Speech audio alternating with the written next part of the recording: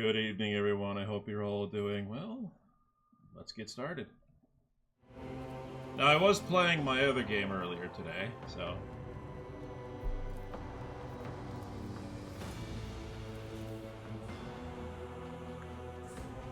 What level do we get up to in this game? Like, I'm pretty sure we go past level 50.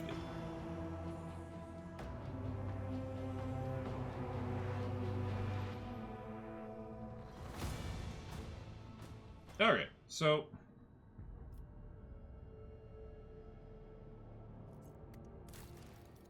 Vehabos 4. Okay, so there's a problem on Vehabos 4, I believe. And we have to be there in person for it. Alright, let's go do the Vehabos 4 stuff.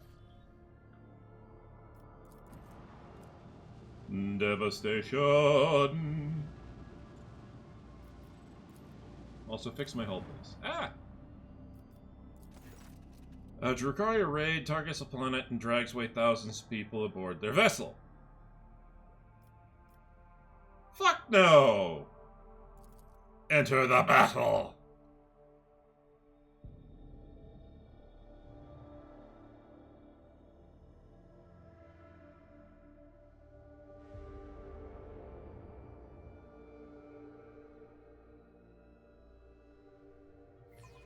They don't know who they're dealing with.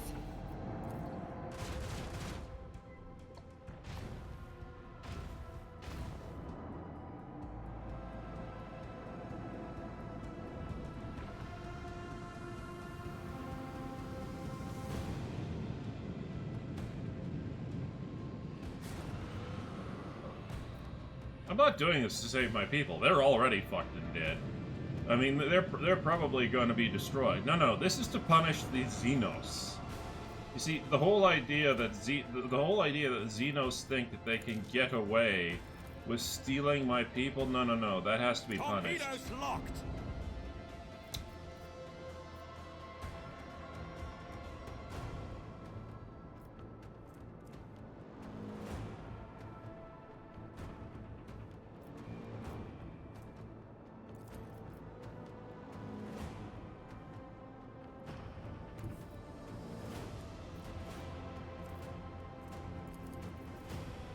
Lay in the course. Cute try. No, put it down. Fire the lance batteries.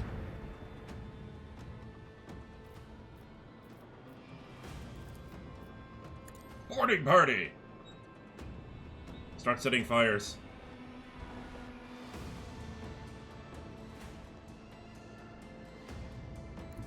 The time has come. Starfighter! Boop the schnoz. Burn in the fires of retribution. I realized I put those starfighters in a bad position, but oh well.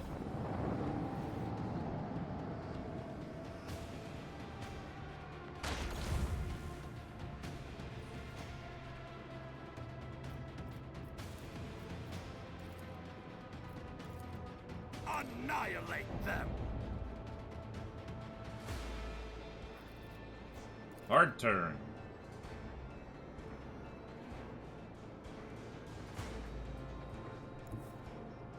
Onward. Crap. Bleed them.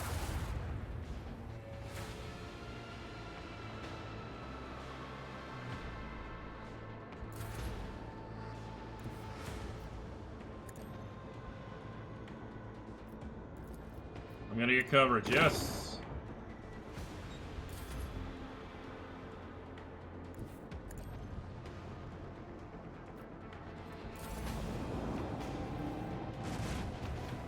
Go sword class.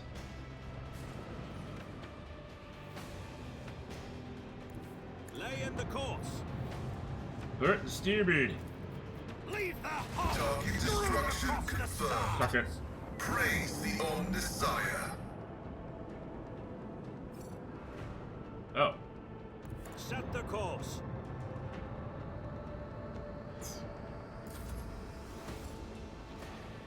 Yeah, let's just pop them right next to me so they can come back to the hangar.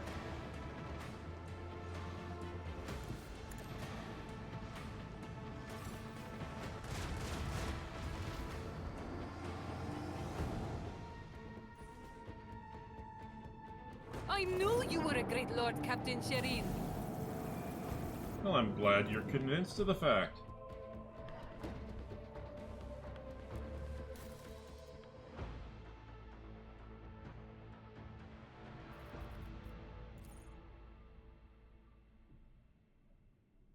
Yes.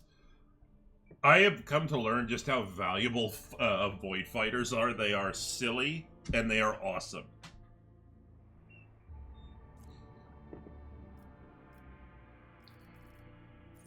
Um...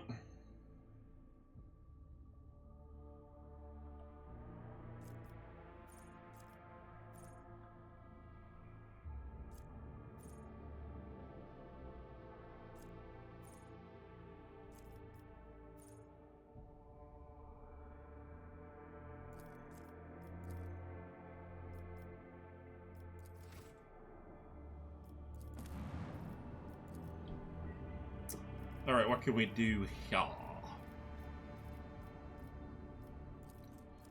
Ah, I need more reputation with the Druidians.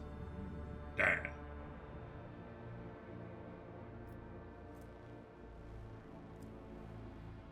Alright, so. Foulstone, is there anything I can do on Foulstone? Holy Ammunition, I need more reputation with the Druidians. Yeah, I pretty much that's the last thing I have left.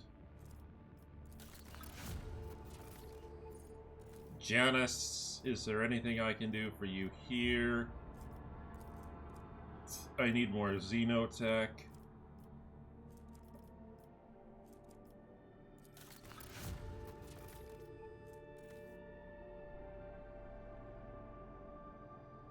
Ah, okay. Memory of the Daring, yes please. Anything else I can do on Kiva? Gamma, Tools of Killing. Yeah, I will take that. Pleasing the Tired. Sordid Goods. I need Fellowship of the Void for that one. Ah. But I already have Kesbalak an option. Yeah, I think I'm pretty much filled out for... Okay, and then Veabos for...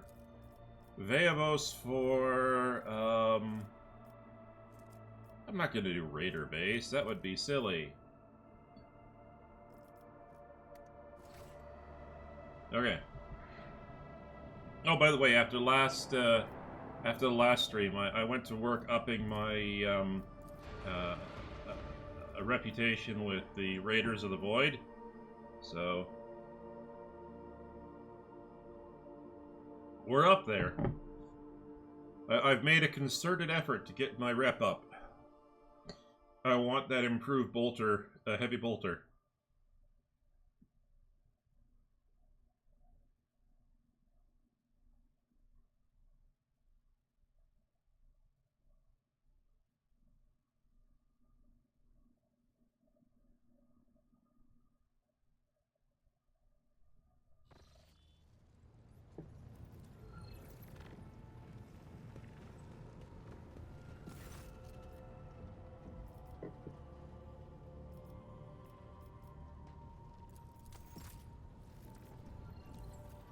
Wait, when did I max out with Fellowship of the Void? What? Also, when did I get that close to maxing out with the Imperial Navy? What the hell is going on? Okay.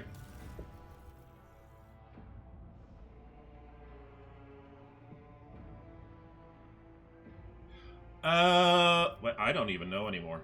But I don't care, because I get the improved heavy bolter.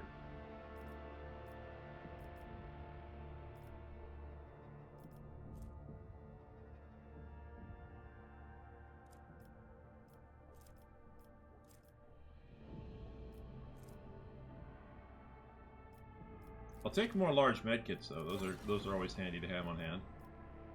But yes, improved heavy bolter. Argenta.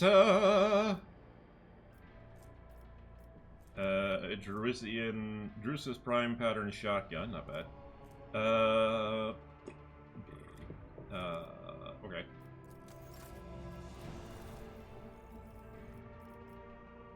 I'm so confused. I'll take more scrap, thank you.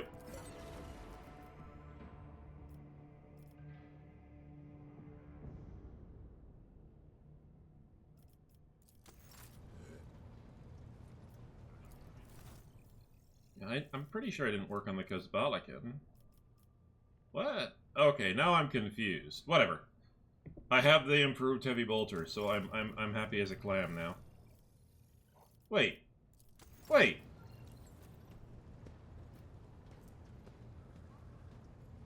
Anyway, okay.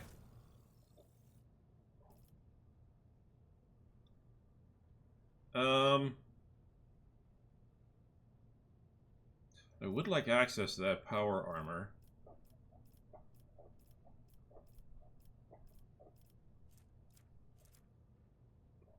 Radiant gloves.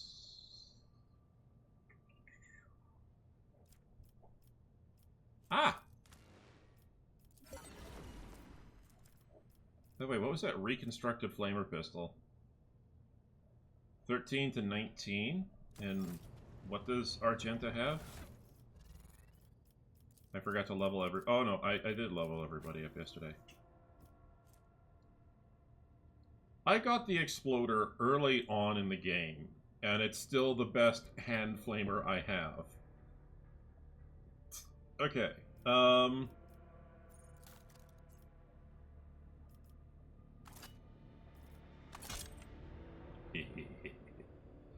yeah.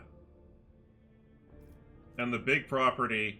Each kill with this weapon raises its rate of fire by 1 for the rest. It doesn't say it, but it's for the rest of combat. So yeah.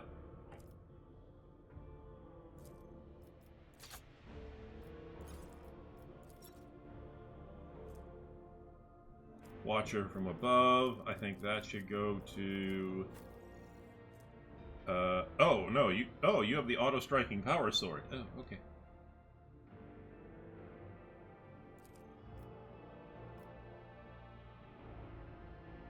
Well, you can go. I've got you, and then as you can see, I've cleaned out a lot of the stuff that I don't need, which is how I was able to raise my my influence with the Kazbalakan mission. My cargo bay is pretty much empty at this point too.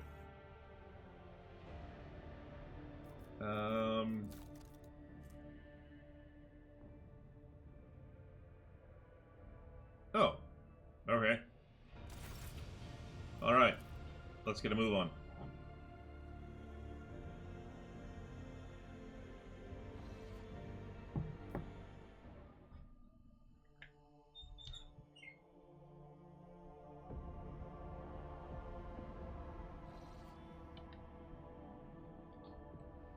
Okay, let's head for this guy.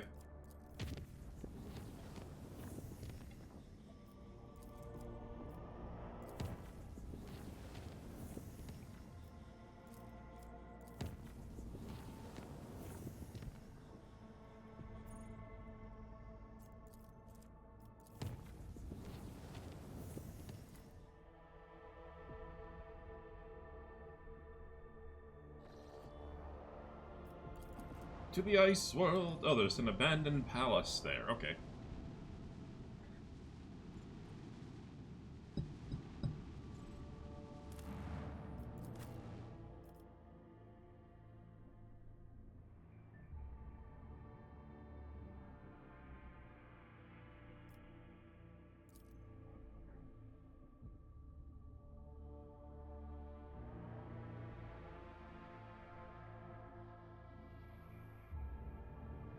I seem to remember back in the early beta, profit factor was actually something you spent. Okay, so what is this? I see goods.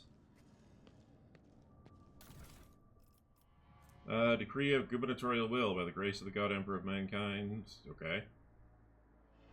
To provide for the needs of the governor's office, no more than fewer than 20 faithful young men and maidens picked in accordance with our instructions.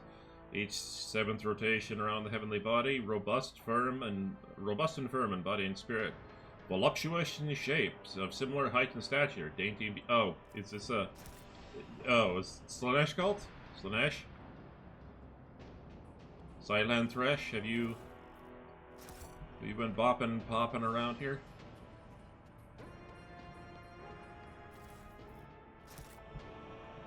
Is that why this place is abandoned? I won't tolerate weakness. The machine god grants me insight. Battle stimulator medkit. Ooh.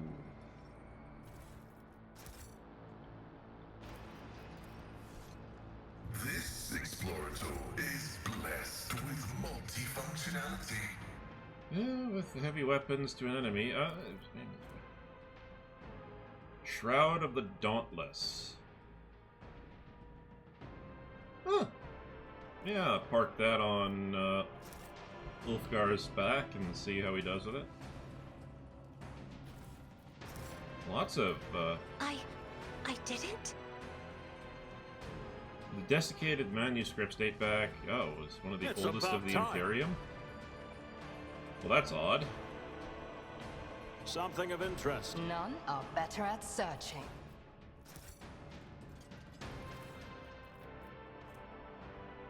Uh-oh. To bury the corpses of murderers and traitors to the Imperium is a noble thing to do, but now I must conceal the deaths of those innocent young men and women. They are almost children. Cursed be the day when the governor became ruler of this world. I will break in this vicious circle. Oh. The circle, this I promise, and I'll flee the estate together. We will journey to the Star Speakers.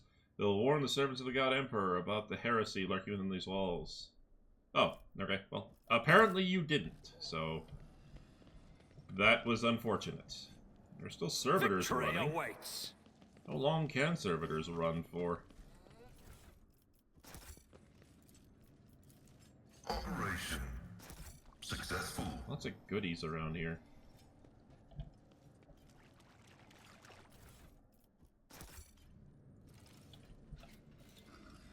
That's odd. Oh, wait. Corrupted Noble. Eh, whatever. If you're not gonna say anything, I'm gonna rob you fucking blind.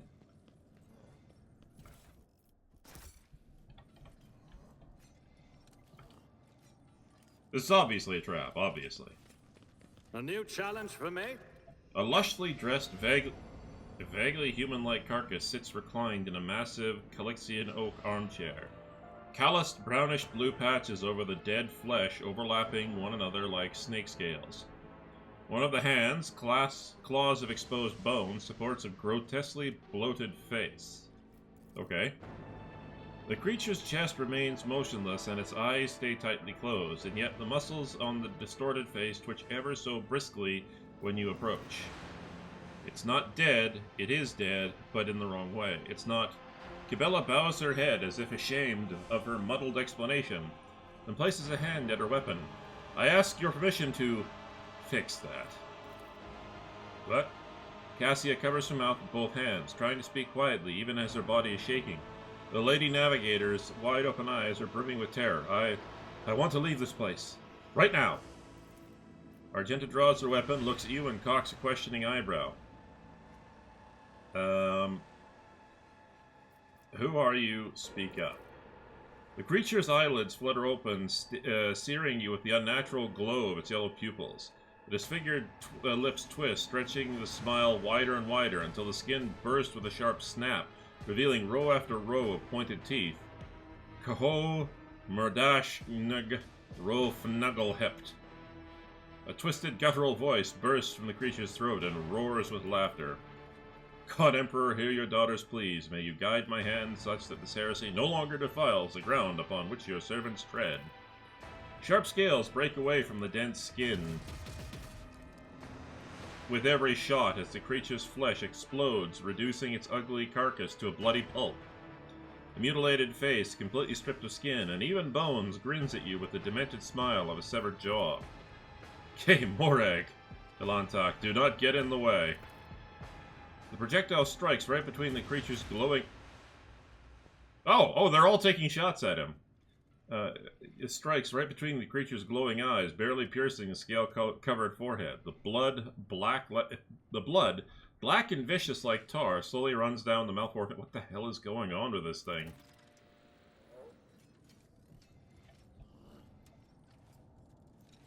Take a knee and bow before me. You dare cross the faithful.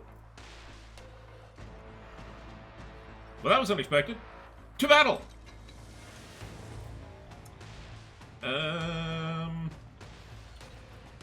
Right now, best place to park Cassia, I think, is right here. What are we looking at? Corrupted Noble. 1700. That's not the worst. 65% armor. Okay. 34% dodge. 110 toughness. It's not the worst I've ever faced. Disturbed.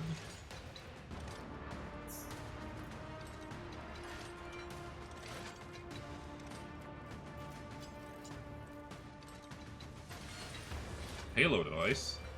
The wearer gains the following: 25 strength, toughness, agility, and perception. Uses agility instead of intelligence, toughness. Uses agility instead of intelligence, toughness instead of willpower. Strength is immune to injuries and traumas. Regenerates toughness, bonus. Whoa.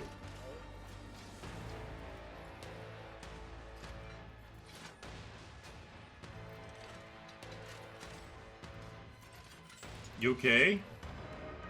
Halo device. Oh! Oh, now I know what I'm facing.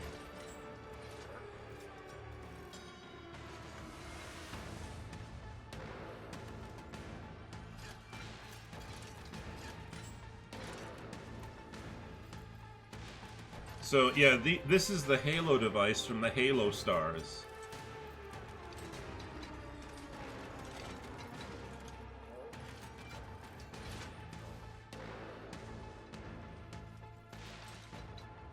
At the end of his turn, the Corrupted Noble moves to the nearest servitor with either the Searching for Blood or Searching for Fear effect active. This movement does not provoke attacks of opportunity.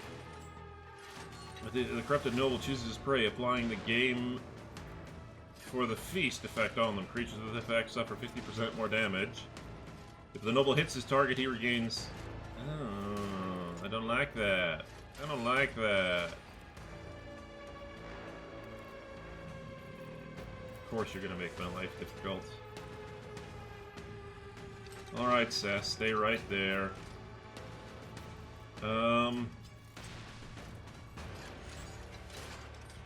Argenta, I'm gonna use you to start clearing out the,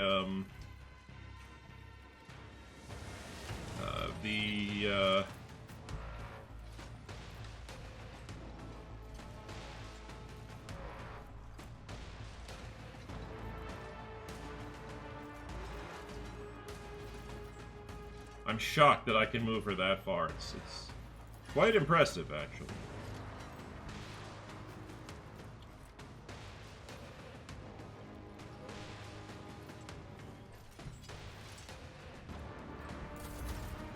Okay, first things first. Let's draw the servitors away from Bigums over here. I am a navigator, not a servitor. And into range of Argenta's "screw you, you die" I'm not accustomed ability. to being ordered around. Me, if you insist, Lord Captain. If I may.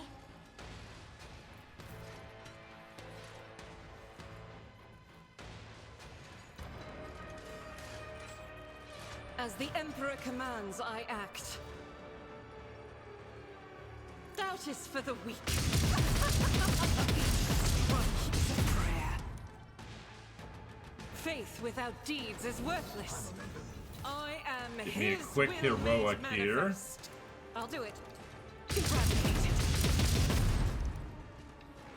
Alright, that works.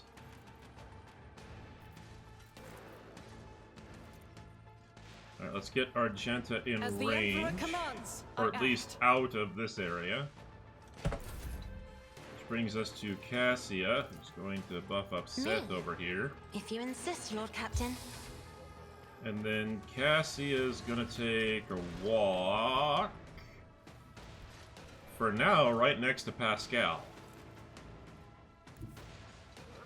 I have read tomes of military tactics. Just get her away from that noble so that he only goes after Seth. And then just gonna buff I am Pascal. a navigator, not a servitor.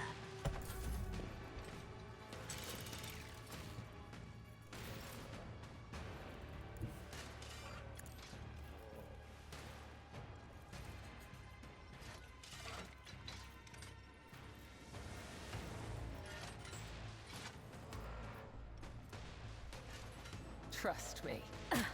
Aim for the heart next time.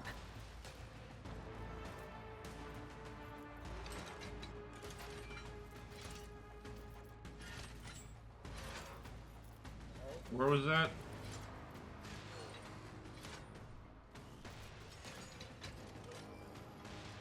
Oh, okay. The shadows will see it done. Alright, let's do it. Come, the other side awaits. Okay. And just inflict, Let not the righteous fear. May their blades be sharp. I'm a little bit disappointed, but okay. Thank you for shooting Pascal and nobody else. I appreciate that. If I must.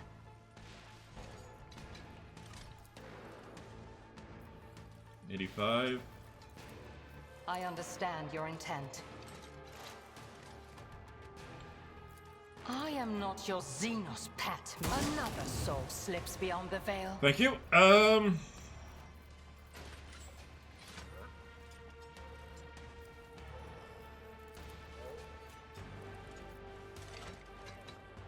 Get a dot on him, please.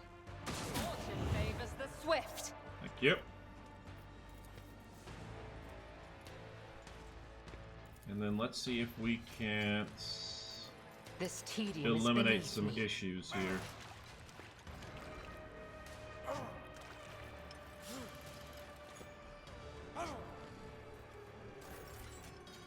Argenta, move a step back, please. Guided by faith. Good dodge, thank you. Shift 4, make sure that nobody's downrange of Argenta, otherwise they're gonna get shit kicked here. Doubt is for the weak. For you, my emperor. I'll do it. Quickly reload. As the emperor commands. For you, my emperor.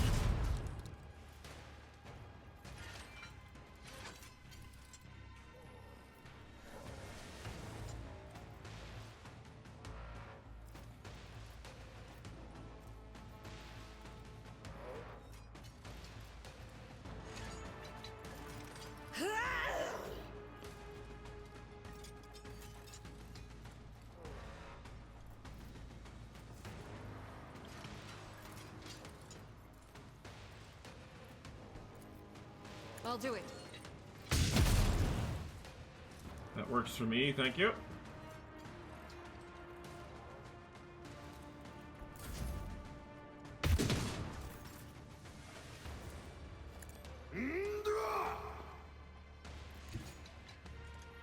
Not a problem for me. All too easy.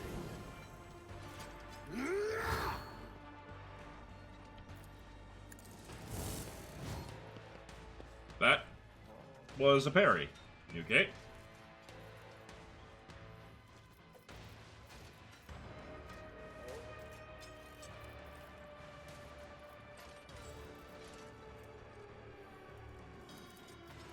Suits my purposes. Damage is negligible. He seems pretty happy here.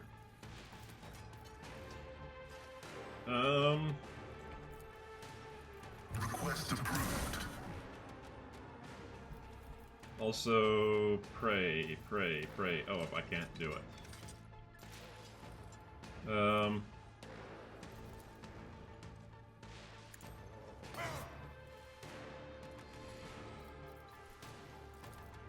Request denied. My vow is to combat is an equation. Your life is a negligible variable. Weapon at the ready. Break their morale. I'm confused by his movement, but okay.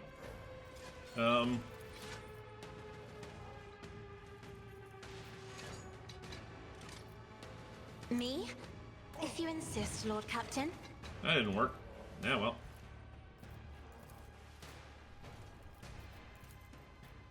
If I may.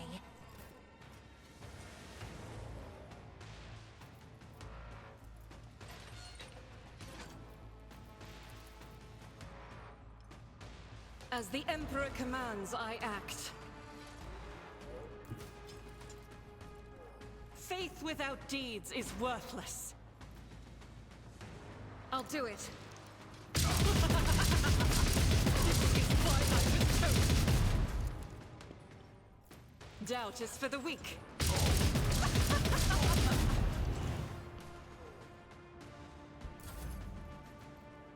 Okay.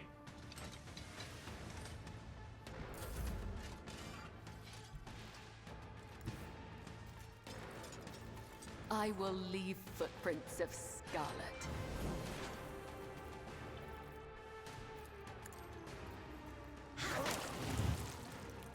I shall not fail. Just do blade Let dance. your soul be purged. My blade whispers your name. And 3 and spank Trust me. and go. And then there,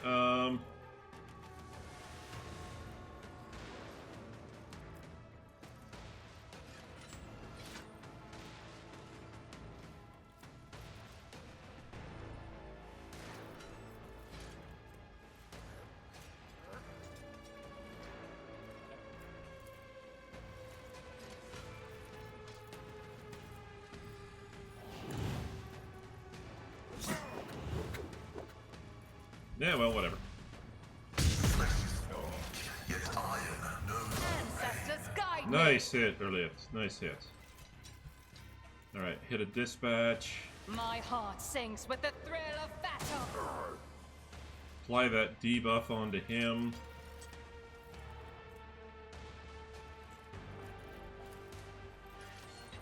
I am not your Xenos pet more. I hear you moving. Get No rid of more. that servitor.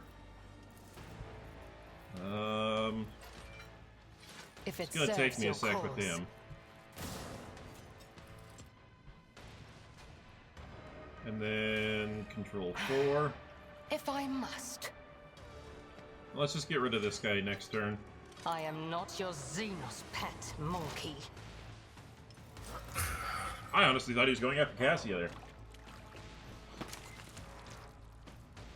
Death is a blessing. Argenta. As the Emperor Hit commands, 4. I act. I'm gonna have to reload.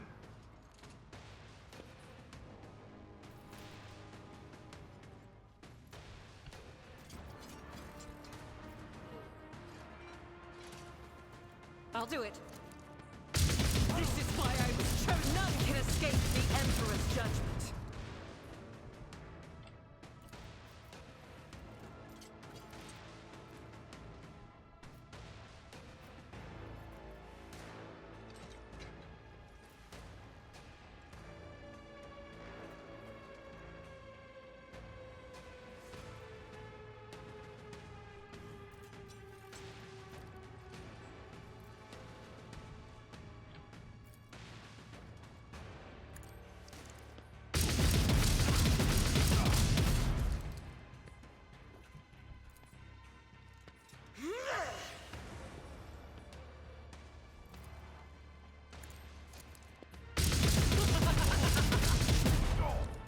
Okay. Oh, nice dodge. Seth, once again. Taunt him. Nothing I can't do. Suits Roll my purposes. 4.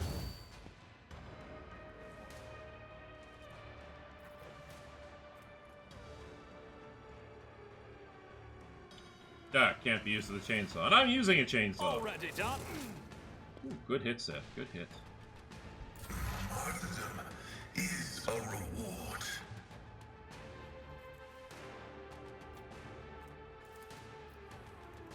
Running binaric override. He didn't get smacked, but that's okay.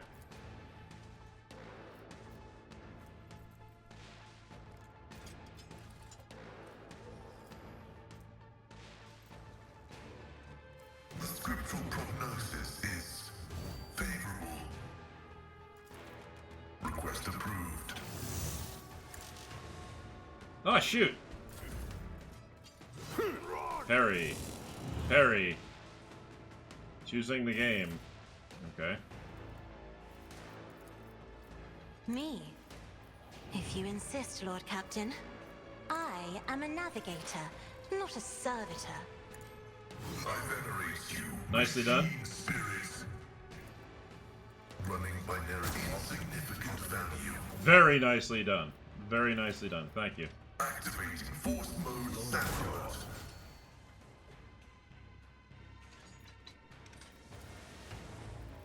Okay.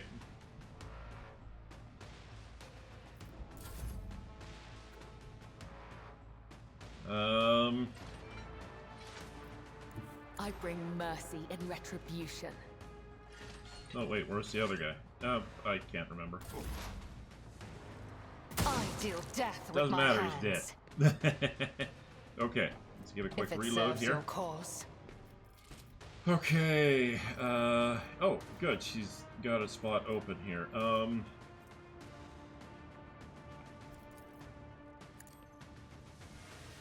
Ancestors guide me. I Open up am not another. your Xenos pet monkey.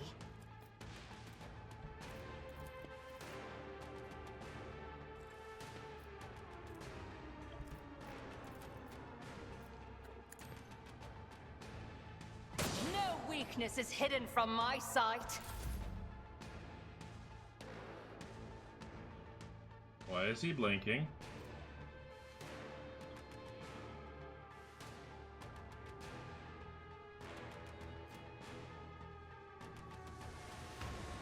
Oh!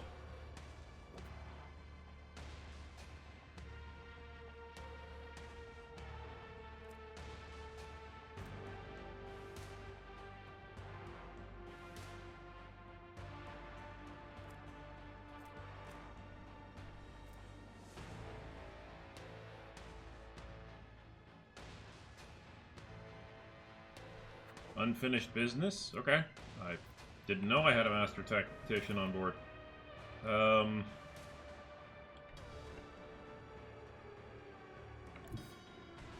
Faith without deeds is worthless.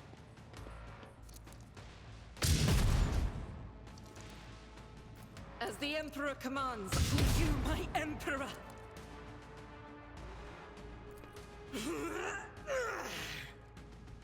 Doubt is for the weak. This is why I was chosen!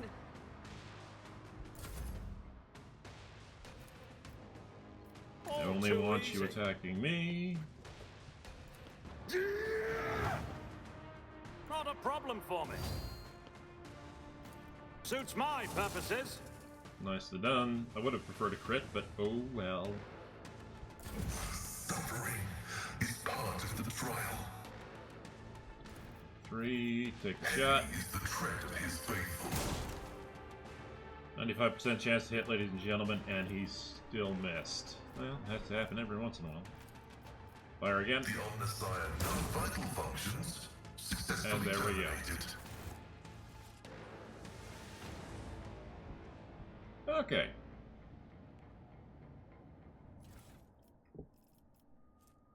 The Halo device. Info. An artifact of an ancient Xeno civilization that even the acolytes of the Ordo Xenos know little about. Properties recovering from irreversible injuries, inhuman strength, immortality, question mark, unknown. Threat level Fatalis Maxima. Recommendation, immediately consign the artifact to oblivion on a desolate world and report the coordinates to the Holy Inquisition. Okay. Heinrich, I have a gift for you. I don't know if you want it, but it's yours. Ooh, loot.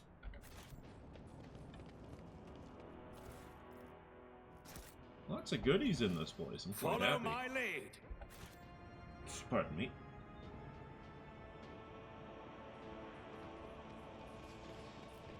Yeah, just, you know, okay, how do you kill someone who's in late-stage Halo device exposure? Gun. And if that doesn't work, more gun. And if that doesn't work, sword. Lots of sword.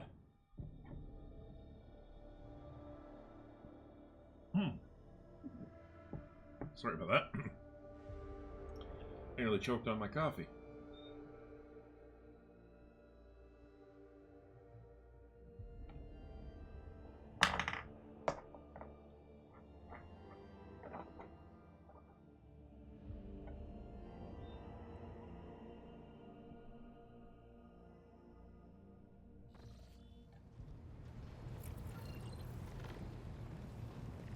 To what do I owe this visit?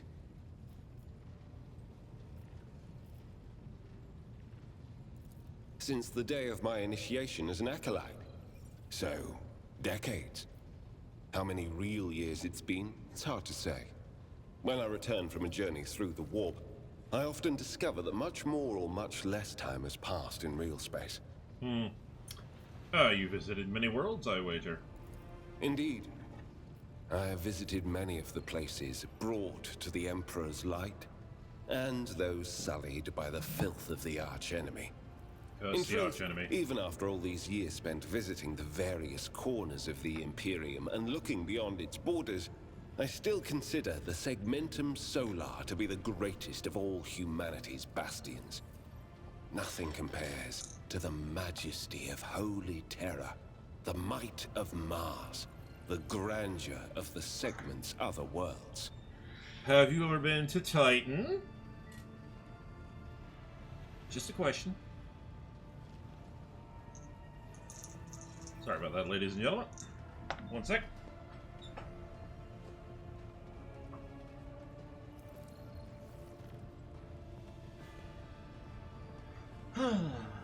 Ah! My cable got caught.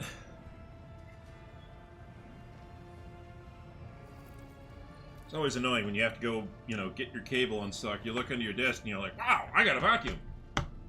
It's not that, you know, it's not that urgent, but, you know, my parents are coming over for a barbecue on the weekend, so, yeah. All right. Let's change the subject. Gladly. Well, apparently I can't hand it over, so there's really only one other thing I can do. Sell it.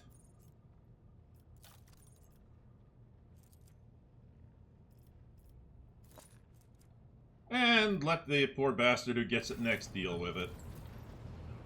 Hey, the game told me to hand it over to the Ordo Xenos. I was obeying the law. But if they're not going to let me actually go through with it and hand it over, well... Okay. What are we doing next? The door... I still haven't found the door. What's the latest news? Contracts, Conqueror... Don't care, don't care.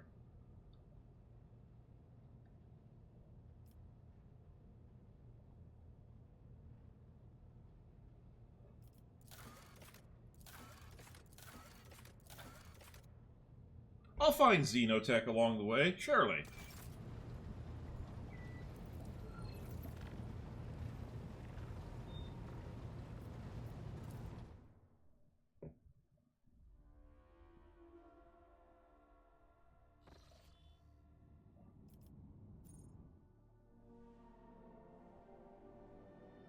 Hell, the planet that I'm going to deal with Caligos friggin' winter scale. Haha. Unidentified bacon.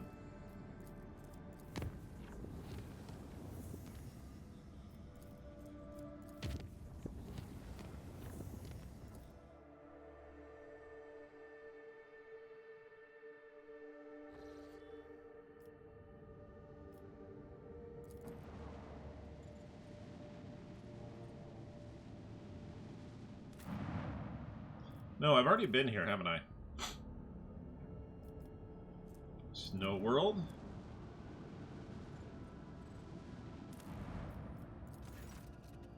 Having already studied the surface of the Argus detect a suspicious zone. Oh, okay.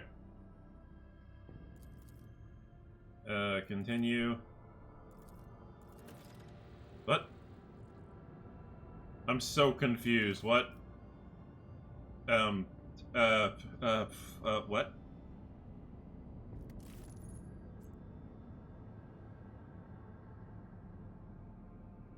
Immediately after the ship approaches close enough to the planet, the strange artifact from the Monkill's laboratory activates. Trying to receive the incoming signal from the planet's surface, the black faces of the prism have started to emit a pulsating lilac light. The Augur team reports that the source of the signal is a small beacon which cannot be studied from orbit. A group of living organisms is detected around the beacon.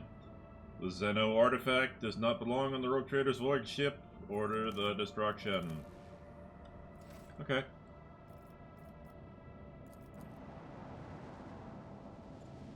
Well, zippity-pippity on the way in.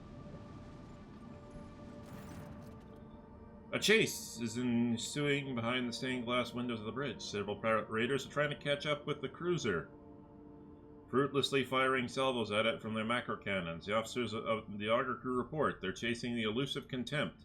It's a legendary pirate flagship that has been plundering cargo ships around the Expanse for several hundred years, masterfully evading patrols and escaping unpunished with the loot. Shelby, the proto-speculator, the elusive Contempt's captain, addresses you via Vox. In a cheerful, almost affectionate voice, he thanks you for the high-grade resources mined by the Von Valencius Extractiums, and also for your invaluable assistance in his escape. As soon as Shelby finishes his speech, the elusive Contempt swiftly enters the warp, and a powerful salvo intended for his vessel explodes against your void ship shields instead. You bastards! Also, you fucking prick! You stole something from my Extractium, didn't you? You bastard.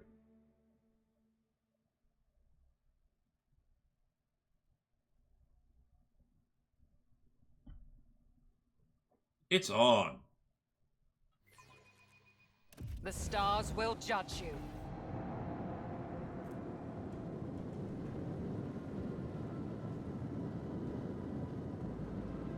No boarding actions. What a shame.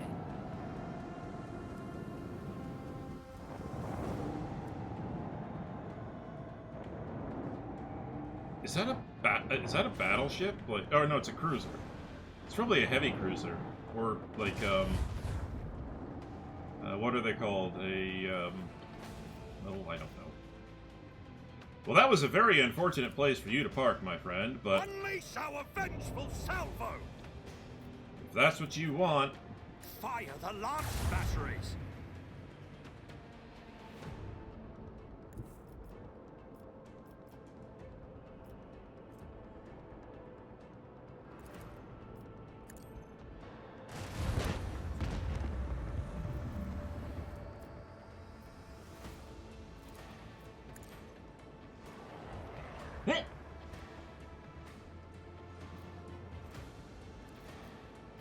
ooh, This one's going down. let's give him a bit of a spank in the ass there.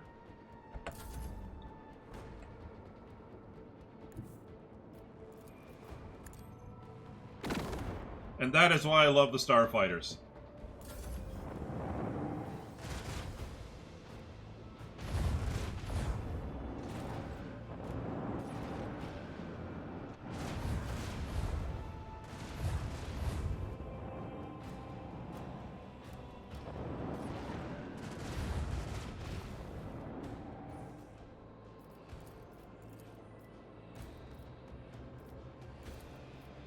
Annihilate them!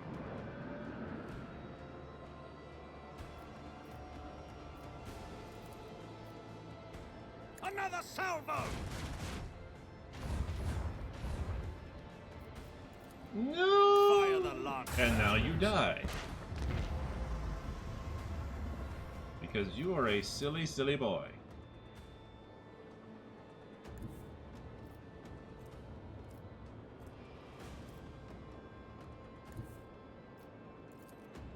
And you die Fire too. right now! And now I reload. Bleed them!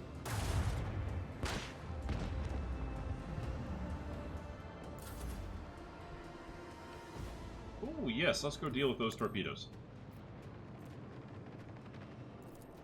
I might have moved the ships a bit close, but that's okay.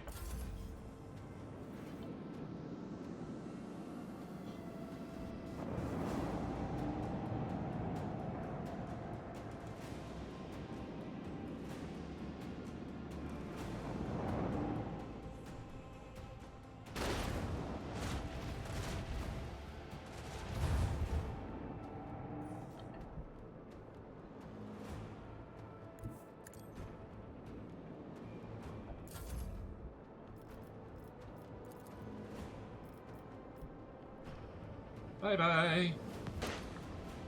Sucks to be you. The time has come.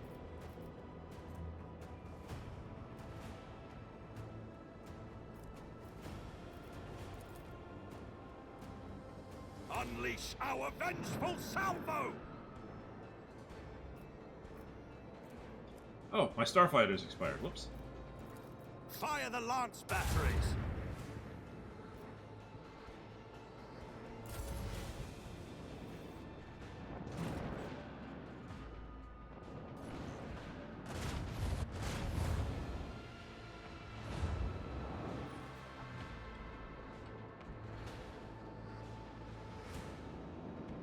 I love those sonic torpedoes. They're so nice. Haha, you suck. Well, first off, let's... let's get another round of starfighters out. Annihilate them! And then we'll boop this guy in the snoot. Bleed them! And then we'll punch him in the butt. Leave their hull strewn across the stars! And then we'll reset shields. We'll do a run by here. And that's how we do that. Okay, guys, time to come home.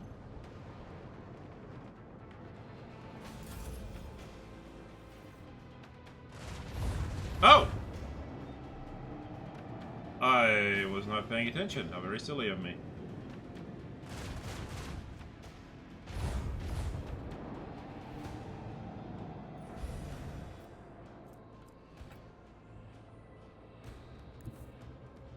Set the course.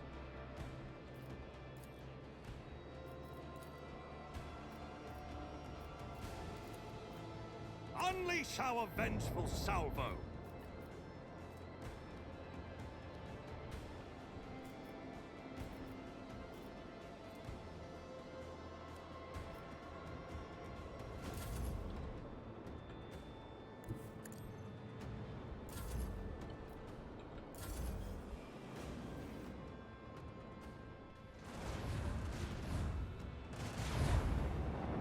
Then again, that guy may finish it off, but my starfighters might also do it too. Go starfighters. I love those things.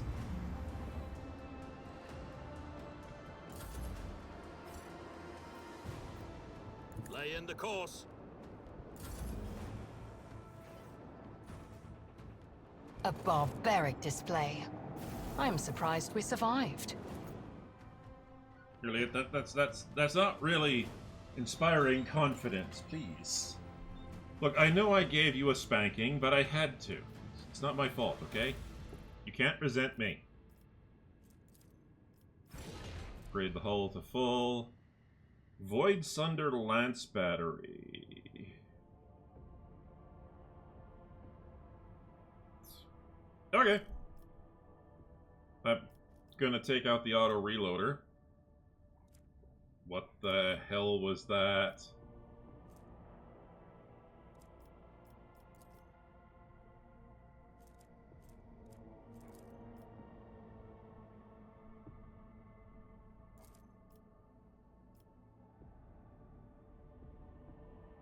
That is a... You know what I'd like to have? A Nova Cannon. Can I get a Nova Cannon? Because that would be friggin' awesome. Alright.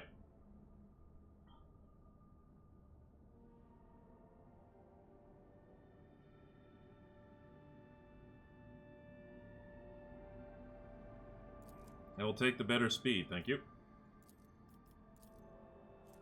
Maintenance deck, I don't need that anymore.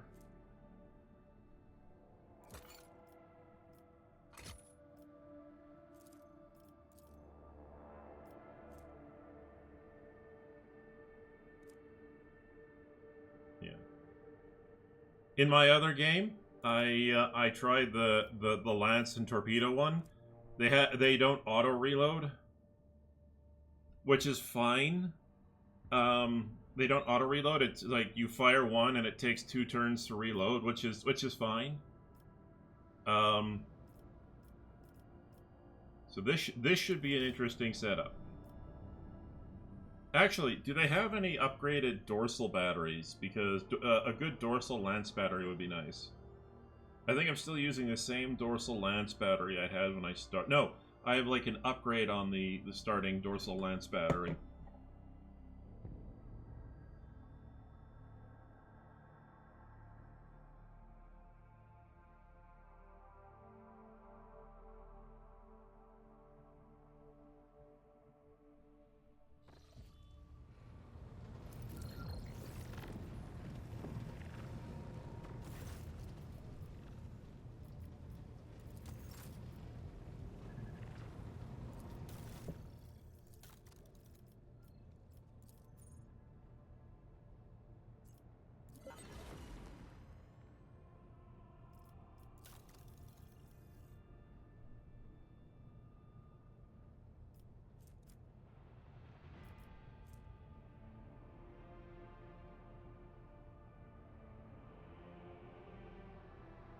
Oh! Medium range dorsal macro can. Interesting.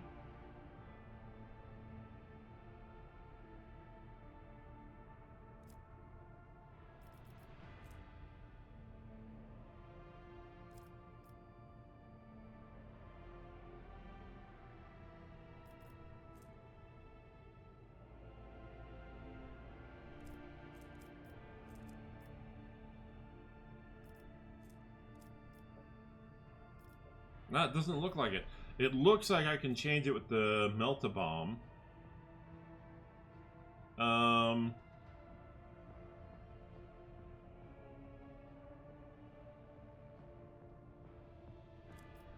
Yeah, I'll try that.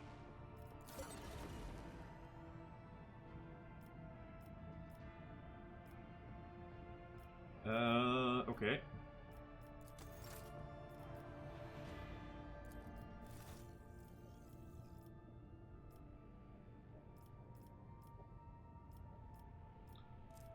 Nothing that really catches my eye right up. Ooh, that holy power armor would probably be good. Yeah, okay. Anything from the Druisians?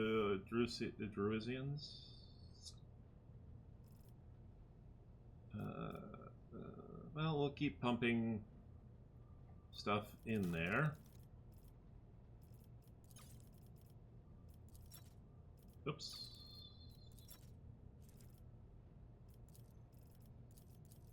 Wait, I don't. What am I doing? 1, 2, 3, 4. Always keep a couple of holy gifts.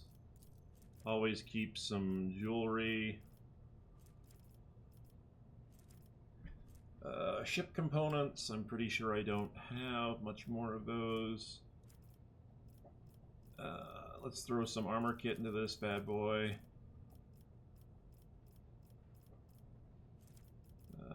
Uniform kits. Like I said, I drained my entire cargo bay earlier to get as high as I did. Really? How much? I need 20 more? Okay. There we go. Trading.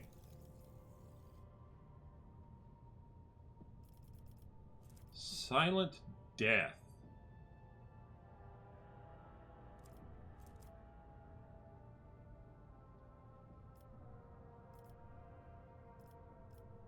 I still got a ways to go. Ooh, that overcharged plasma gun might be worth it.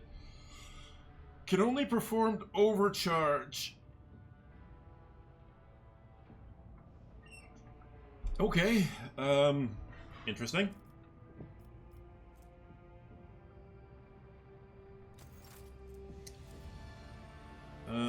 The Explorators. I would like to get that Holy Power Armor, but I actually have to spend some time. Anything from here that might be nice.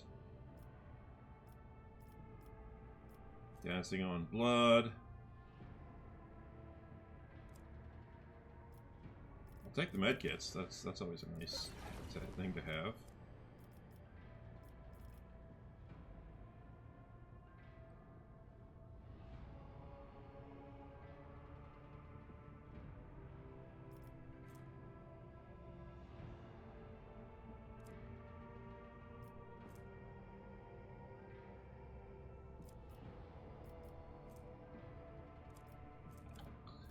I don't...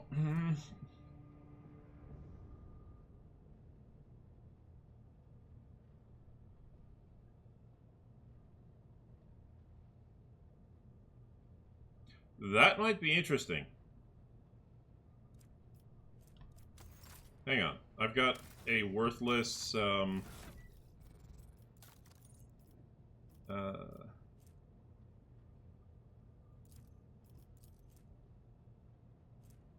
Oh. Oh, okay. That's my psi rating. Ah, well, if that's the case, that'll go to, Heinrichs. And, I would actually like to have that, because part of my damage comes from my ability to parry, so... Having the, part of my defense comes from my ability to parry, so having the ability to re-roll a parry attempt is always good. And there it is.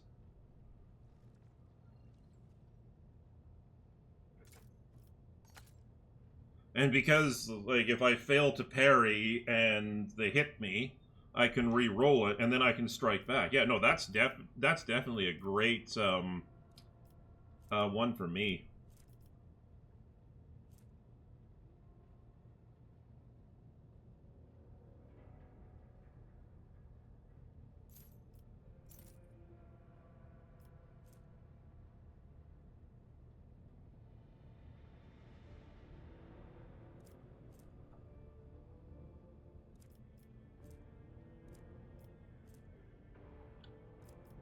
Yeah, that's fantastic. Which means Heinrichs. Yeah, no, you big guy, where did that thing go?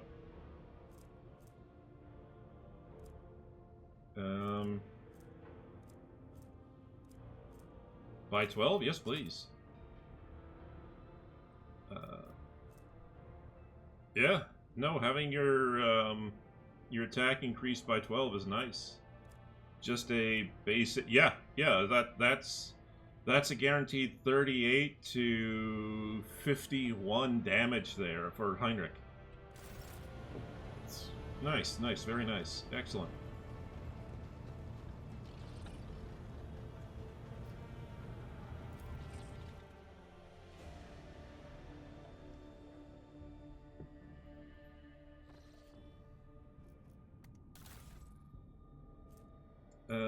Stick that bad boy on my dorsal. And I'll hold on to you.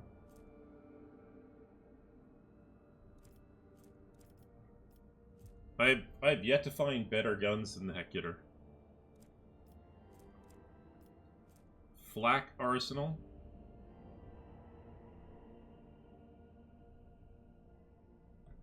Cool. Okay.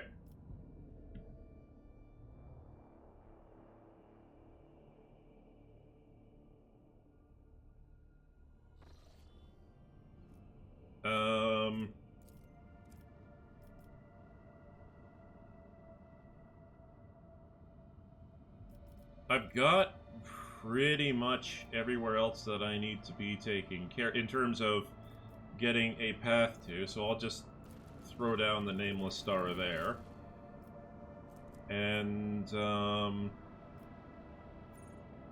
beholding the truth. Is there anything else that I need to do? Stolen stars, Xenos on the rampage.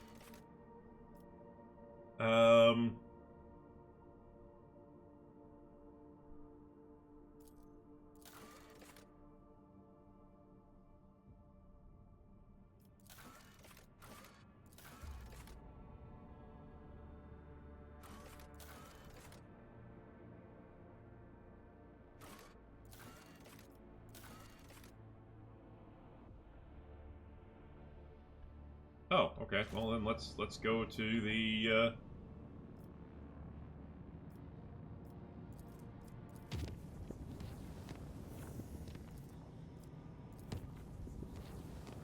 I could swear I have been here before.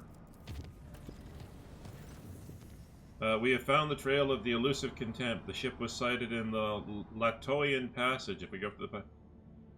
Okay.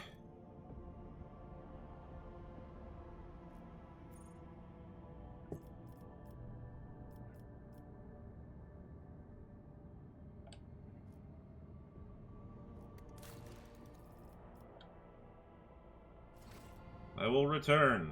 Where is the Latoian Passage?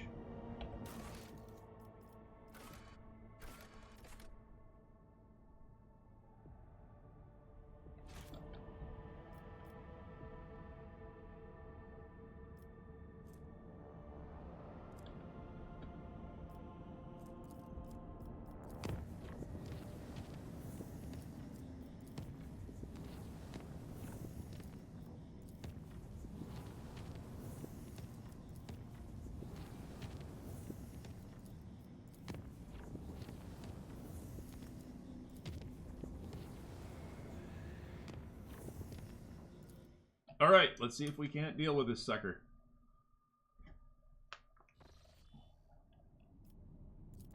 You bastard. Stay off my fucking planets. I need that adamantine. A pirate flotilla is gathered in the system with an especially prosperous Extractium. The auger crews report that all the void ships share their signatures with the elusive Contempt. You hear a cheerful voice from the Vox, Shelby the Protospecular sighs theatrically. You're hot on his heels, coming between him and his fortune. The cargo ships are just about to take off from the bountiful planet, but the rogue trader himself wished to rudely interrupt their plans. But that's quite right. Shelby sounds thrilled by the sudden competition. The elusive Contempt's captain is ready to wait for the next opportunity, and for now he'll leave you in good company of his friends. You see the pirate flagship beginning to maneuver. Yes. Fire a broadside. Starboard batteries light up, firing a salvo. The missiles reach their target. Despite a direct hit, the elusive Contempt manages to slip away once more, though it won't recover from the damage anytime soon. Bastards! Bastards! Oh, I just realized what that's for. That's for the dorsal batteries. I was wondering what that little platform-looking thing was like. I'm silly.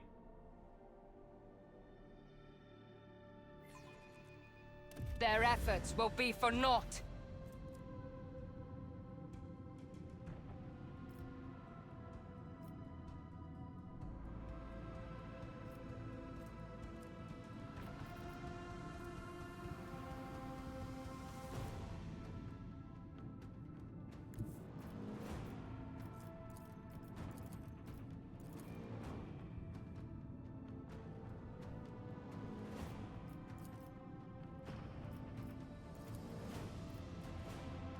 Torpedoes locked! This guy is going to have to move forward and do one of these, so this is a good chance to get these guys taken care of. I'm going to move down here, and I'm going to hit him as hard as I possibly can with my lance battery.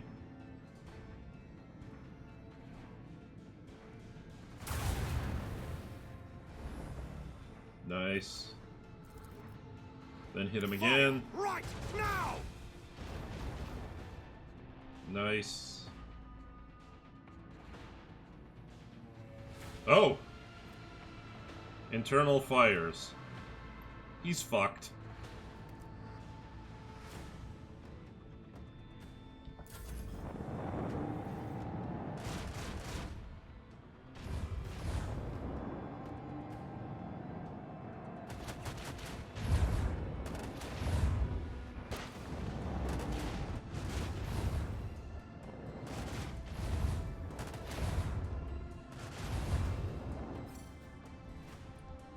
Who do I pick? Oh, he's already gone. He's destroyed. Bye-bye. Wow, that didn't even hurt him.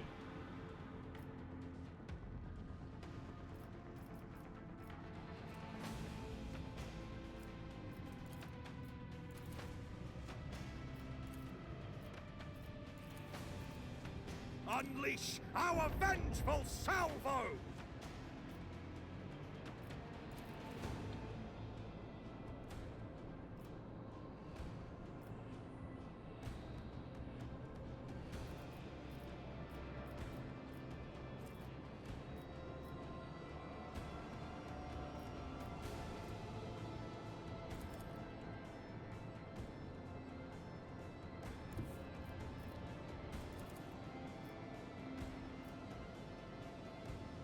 Bleed them!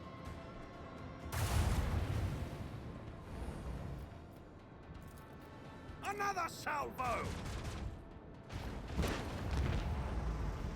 Nice.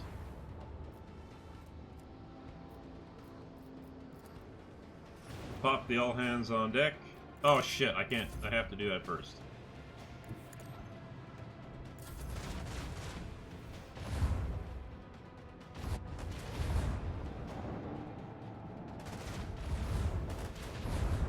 Oh crap.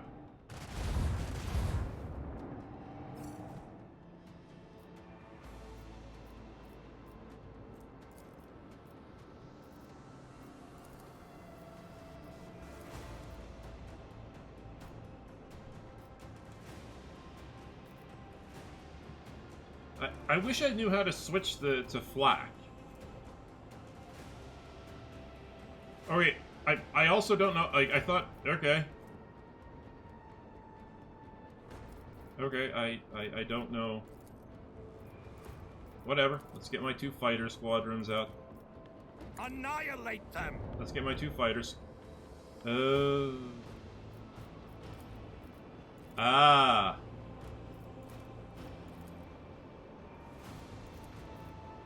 Unleash our vengeful salvo! I see. It makes sense. This one's going down.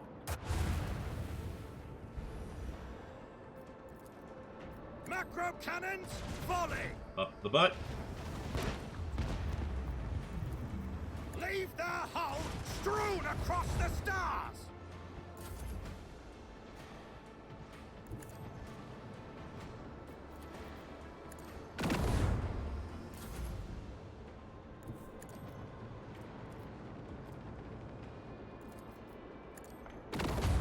Yes. A worthy contribution to Lady Theodora's legacy.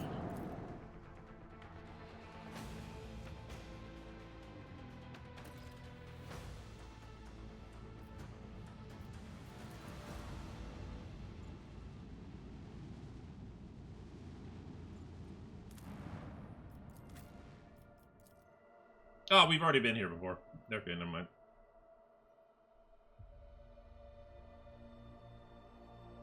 So we were back here in chapter 2.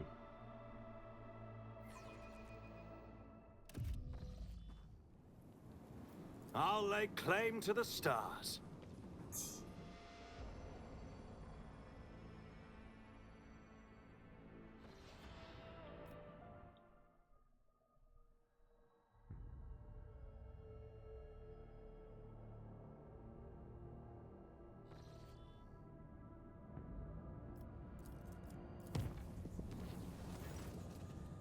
And the vulnerable successful report, a terrifying sight. It becomes translucent, revealing knots of muscle and blood. Small spider-like insects recede, scurrying inside them, snow white and sparkling like ice. The transformed could not see the phenomenon in themselves or anyone else, only occasionally complained about a prickly feeling in their extremities. Some were branded as mutants and killed. The survivors reverted back. Okay. Always a little bit creepy when they go for the body horror. Where is Kiva? Oh my god, I have to go all the way over there to get to Kiva Gamma.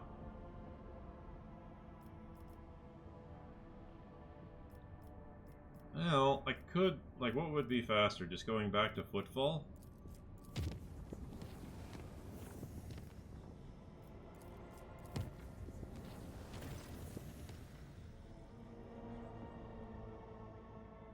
The Silence of Mayor Sergit. Okay, good. Well, I just happened to be right there.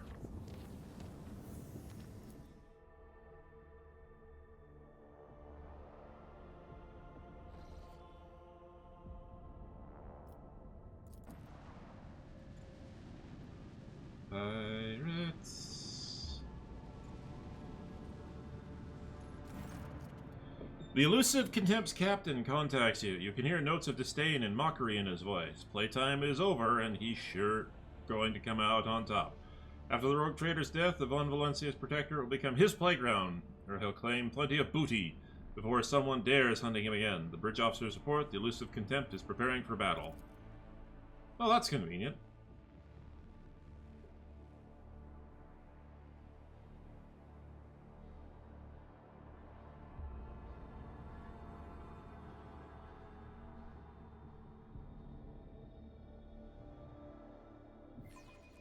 This will be exciting.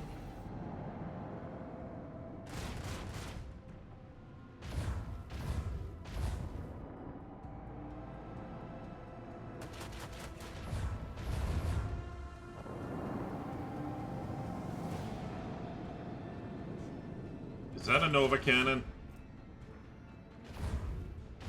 Okay, he's got a Godbane lance weapon.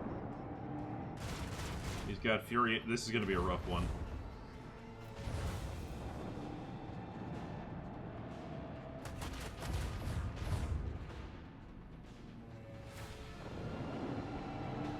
Alright, let's see what we can do here.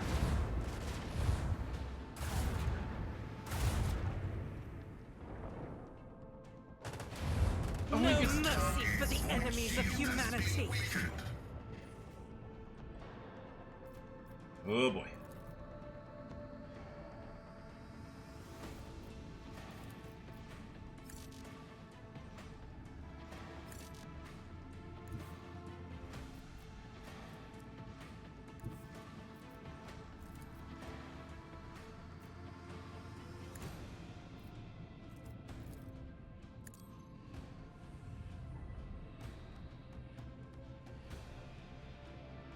That didn't even touch his shields. Okay, good to know.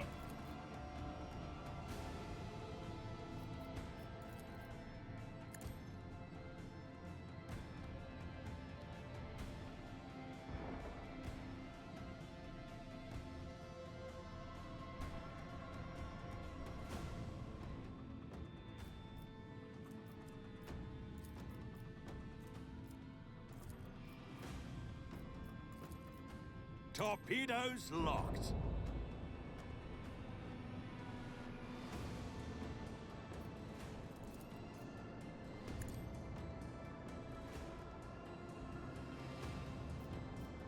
Of course you give me a weakness on the opposite side.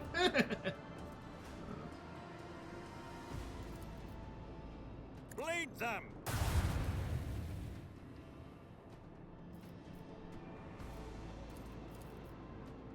Another salvo!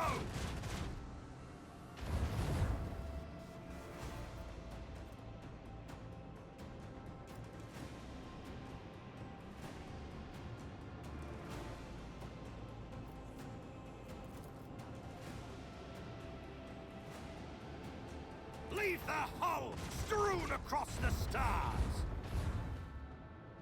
I've got an idea. It's crazy.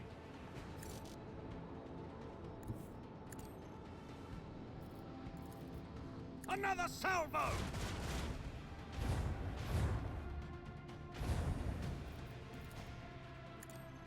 Set the course.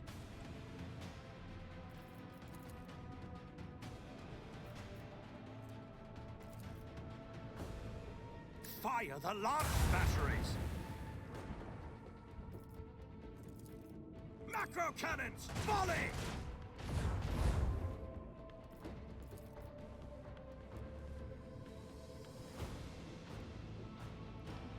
Leave their hull strewn across the stars!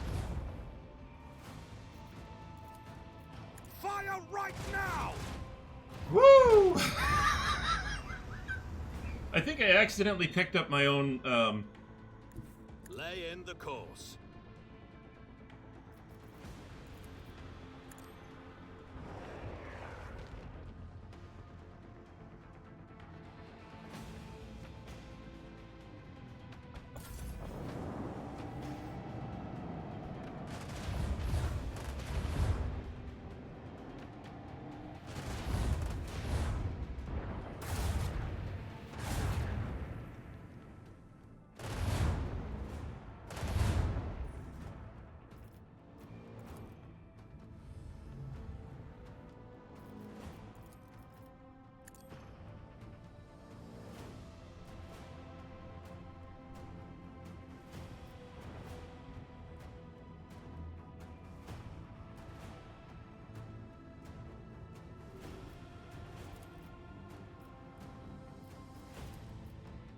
Unleash our vengeful salvo!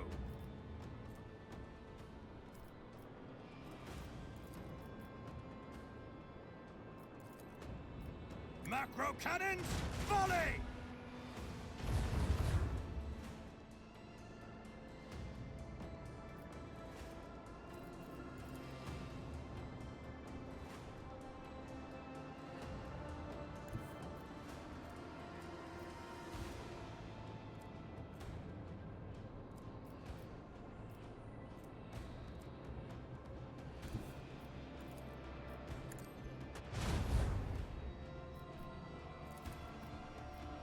Fire right now! I gotta stop driving over top of my little shuttles because This one's going down.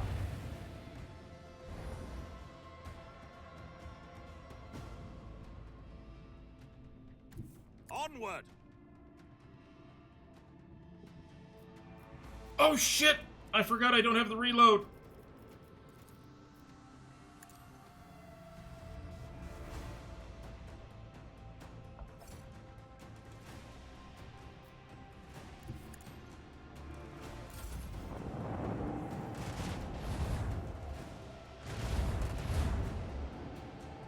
The target was well structured. It just died. Okay.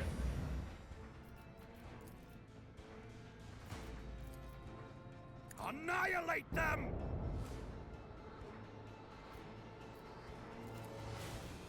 Macro cannons, volley! Another salvo!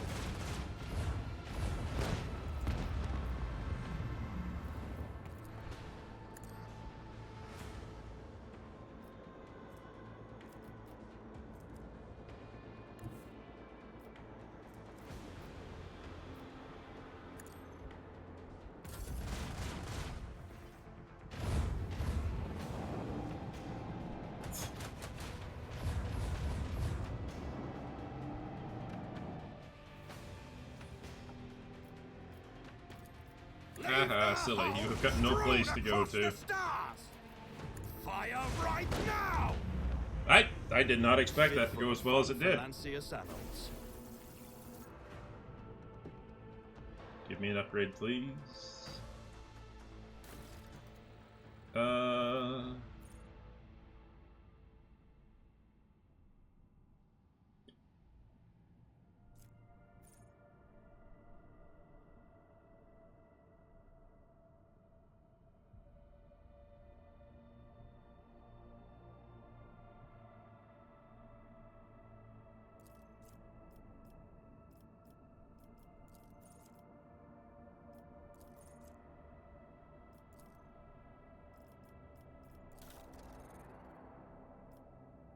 That honestly came out better than I thought. I don't know why the audacity of oh, Starship remains. Thank you. Merchant ship. Our captain received a Vox message from the rescue vessel. The ship's command sends their inordinate thanks for your assistance and reports that the shuttle has been dispatched to deliver something to our ship. It seems the captain has decided to personally thank you for saving his hide. As soon as the transfer takes place, the ship will depart the system. I imagine they are worried about the integrity of their hole-ridden bucket. Want to get away. Oh, yes, yes. That would make sense. Okay.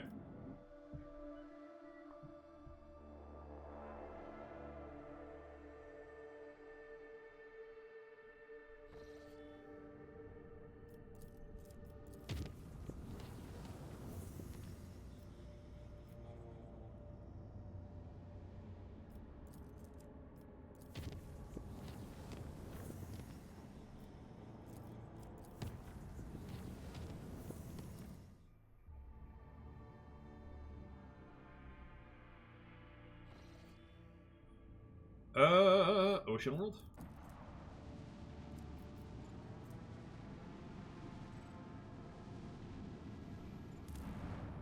Nope. Dead World? Nope. Rocky World? Ah, I'm already pulling Xenos.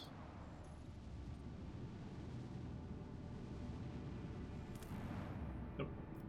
And Ice World.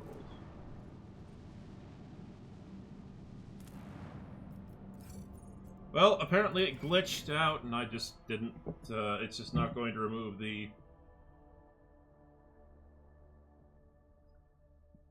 rumor from my,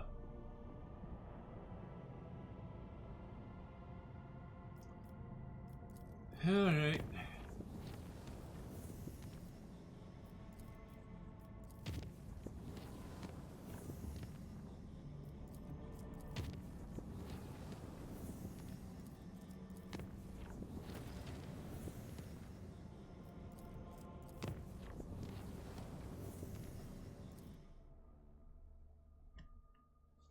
Apparently Dargonis has a problem now, Joy.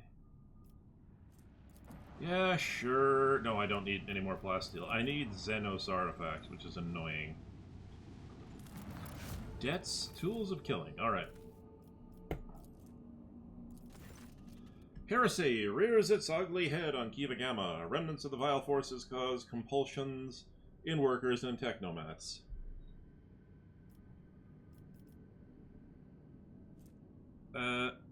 Oh.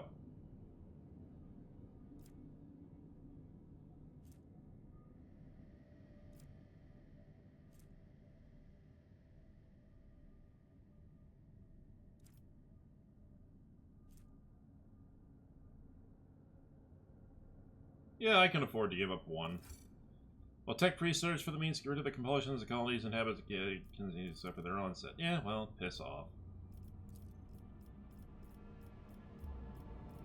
Brand of the Motive Force.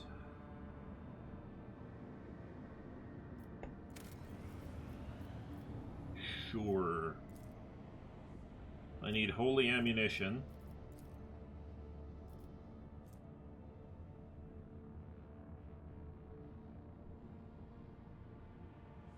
The Sacrament of Life. Okay, of Light. Extractia Inferna and Explore... it's gonna take me forever to get that. I will take +5 profit, though. Ethereal Visor. Yeah. Yeah, sure. Oh,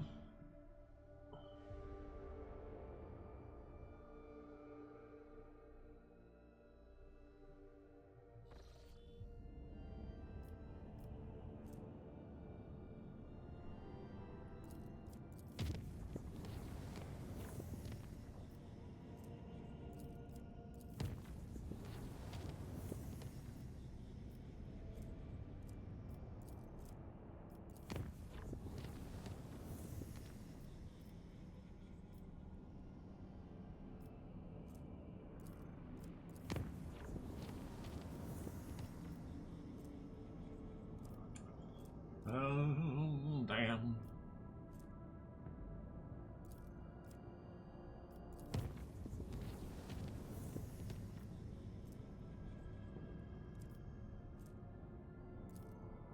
I need... Oops, I didn't want to visit. My bad.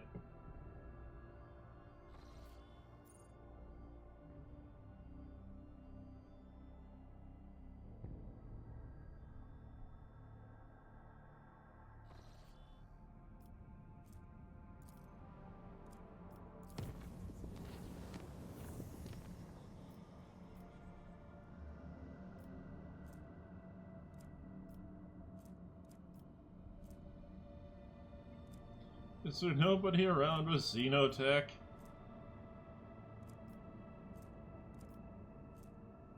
I need Xenotech. Come on, people.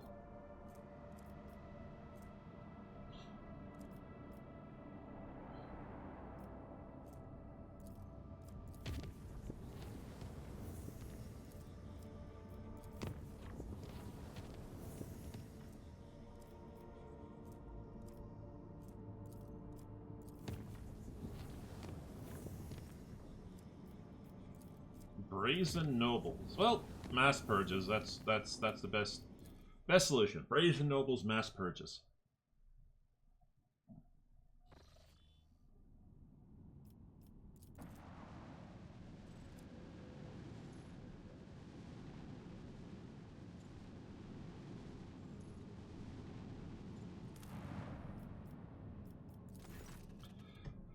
As the colony's nobility amasses their wealth and makes new connections, they are showing less and less respect for the rogue traitor.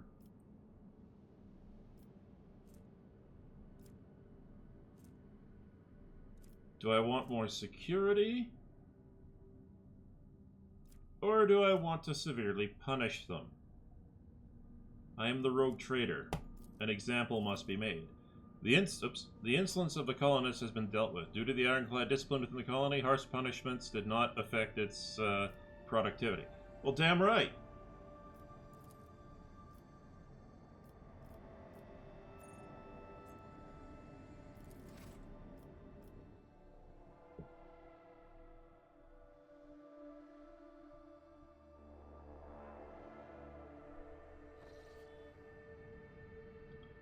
Well...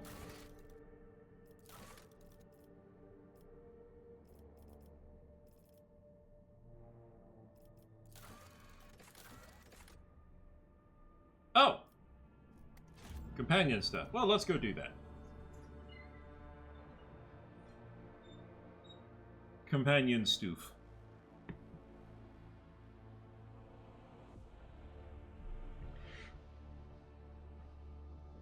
Oh, pardon me.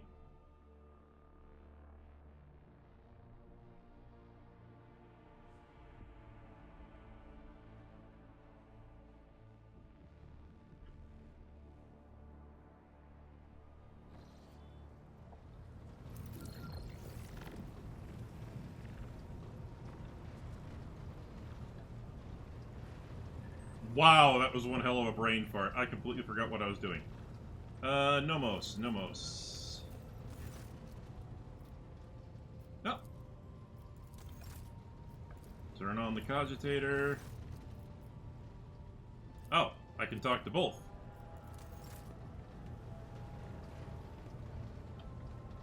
I'm actually kind of curious about, Idiria.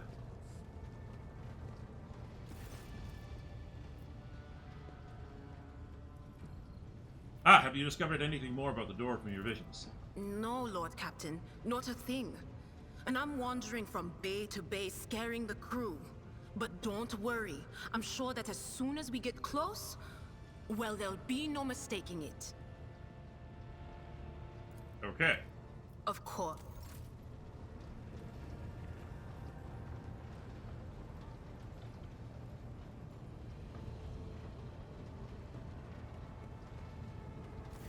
My dear friend, today you have a particularly bright glow of jade and gold around you. I have enjoyed your company. That reminds me, Argenta, we have yet to, Greetings. Of course, my mission to find the way to the planet called Salus Prime. Saint Argenta is my patroness, and one day we will reach... Ulfa. Let us raise our cups at Vater, in honor of deeds accomplished and in expectation of those yet to come. Yes, indeed. Answer a few questions about yourself. Instinct bids me to remain silent. Such knowledge is not to be shared with just anyone. Only those who possess my complete trust. Fair enough. Why do you devour your enemies? Why do you think? The omniphagia is clearly involved here. It has to do with the omniphagia, yes? You are very well informed. Far more than a common mortal ought to be. Yes, it is true that I have gorged on the flesh of my enemies to reap the secrets from the steaming flavor of their meat. I have slain many Xenos and feasted on their flesh. My captors have watched me do it and taken glee in it, while I have been gathering information and planning my escape. Cool. I must take my leave. Fenris Hjolda, et Vater. I think in the last stream I took a guess that it was the omniphagia, so hey, cool.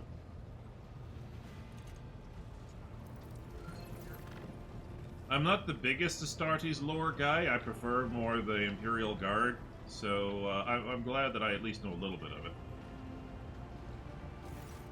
Shireen, O glorious son of dozens of worlds and billions of subjects, have you come to converse with Jai Haydari about the sweetness of her soul? Or do you wish to speak to a trade representative of the Imperium? Well, does the guise of one of the most powerful people in the Expanse suit me?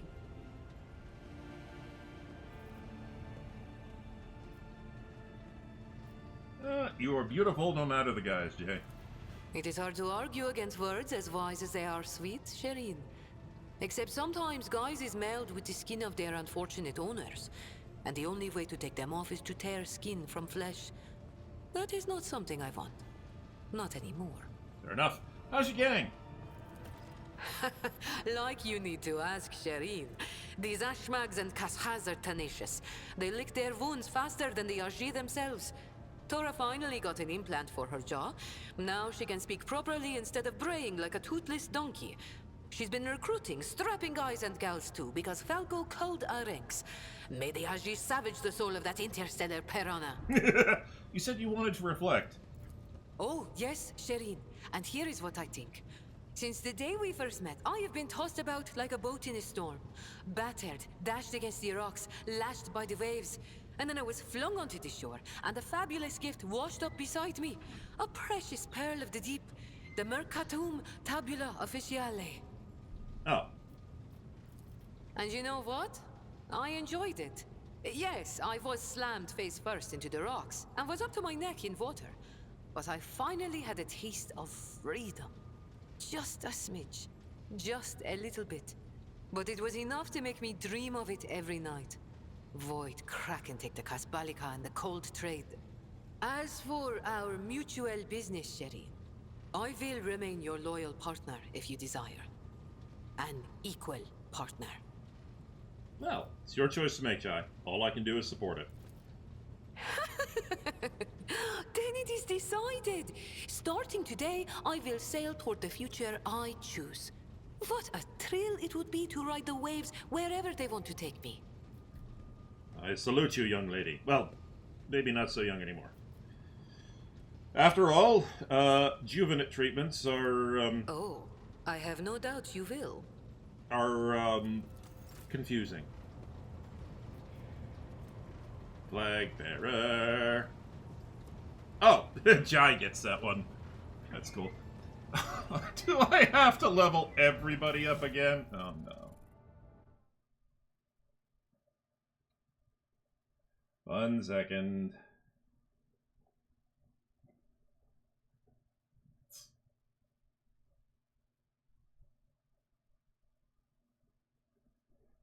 Alright, we're going to look up Abelard's build, because I basically am basing my build off of Abelard's. The last thing I got him was... Well, that was the AP increase, so Carouse and Full Attention. So I'm going to get Disarm. Do it.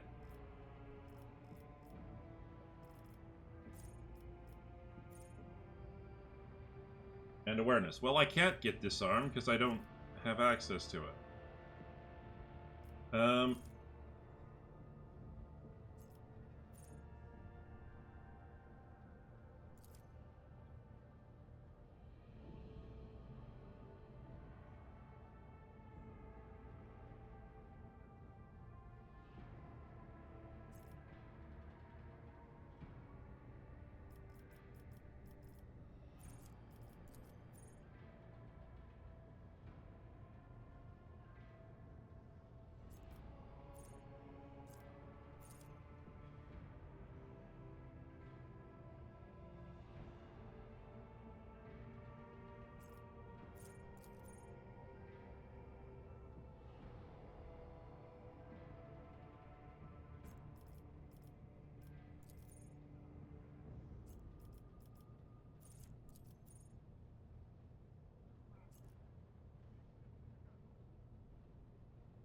Well, if I can't get disarm... What's crowd kill?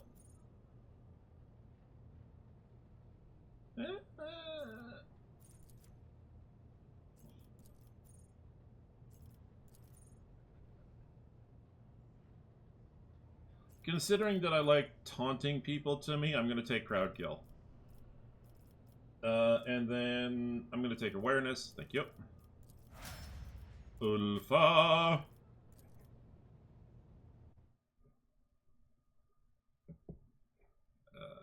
What did you get last? Oh, so you get second skin and demolition.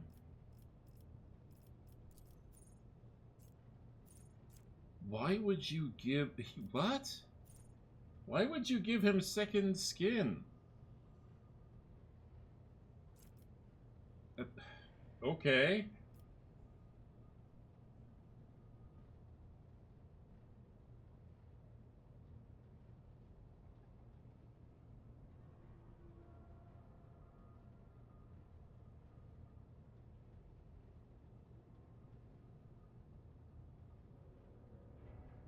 Okay, it looks like that one doesn't work because he has... 1 second. Yes.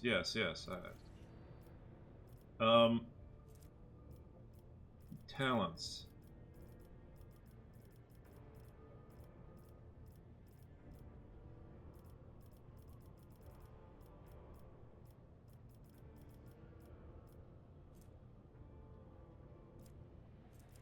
Black Carapace. Yeah, removes all dodge penalties from power armor. Yeah. Why would you give him second skin? If that's the case,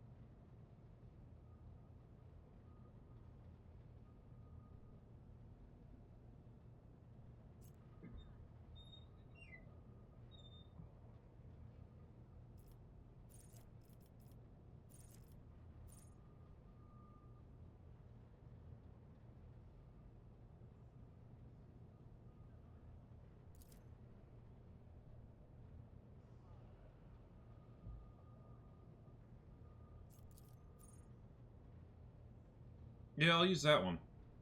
Because that's the only one I can think of.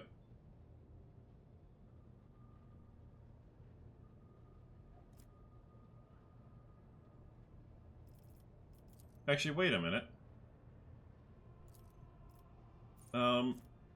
Yeah, Demolition Engineer. Soldiers' demolition instead of intelligence is used to determine additional damage dealt with range. Yeah, I'm going to use that one. Because the build guide is asking me for more demolition. Cancel. Sorry, I didn't want that. Yeah, his intelligence is 35. His demolition is 70. Yes, I'm using that. Jai.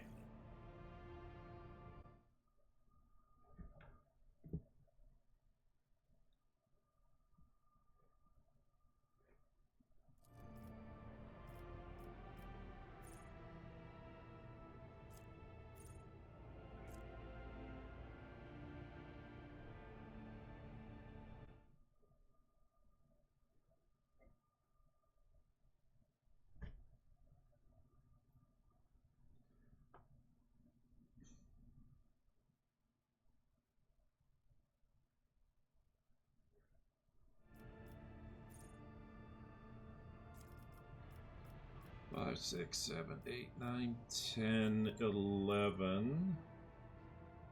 Inspiring speech. And Lore Xenos. Thank you. Heinrichs. 3 ranks for you.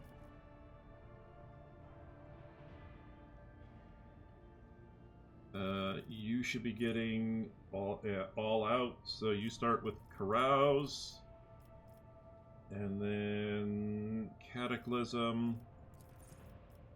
Then you get the AP increase. Then you get Psychic Barrage and Carouse. Okay. Yadira.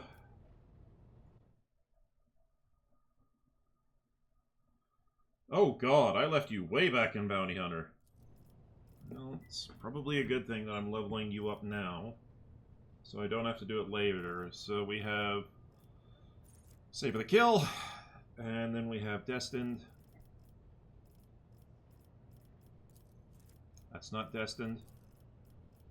And then we have Wild Hunt 2, Complete, 2 Exemplar, which gives us Combat Meditation, Uncanny Sight, then Lore Warp, and Eternal Glory.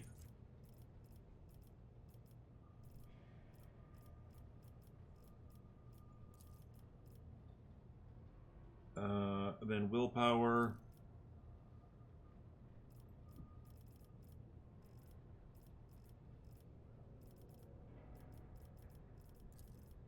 Go with that one. Attack Knowledge. Lore Warp. Steel Shell. Psi rating 4. Psyker Terminus, I believe. Psyker Extremis. Willpower, yep. Fresh target.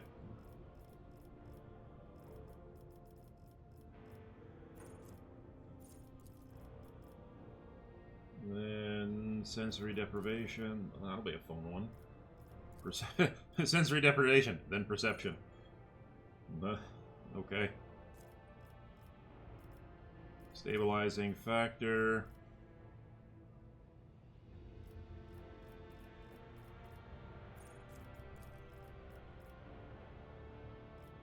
More Lore Warp, I guess. Except I can't take it. So I gotta take Awareness. And then I take Cataclysm. And then finally Improve Tactics. And Awareness. Good. Abelard. Buddy!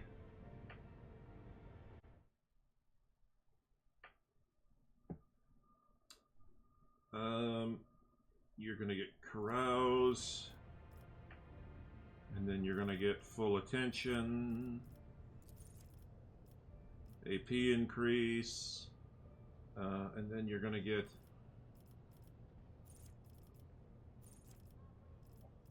okay, you don't get Disarm either. Okay. I don't know what happened to Disarm, but fair enough.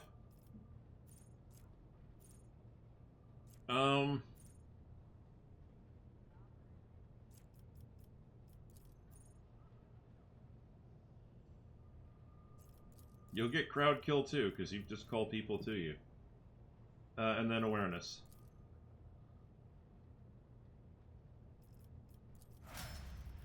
Which brings us to so many more people. Let's just do Cabela.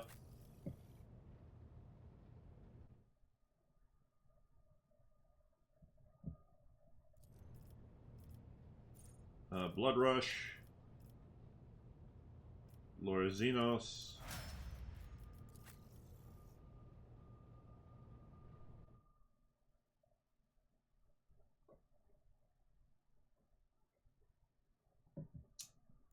One rank available. The last one that you got was awareness and know-it-all. Oh, you should be level 11.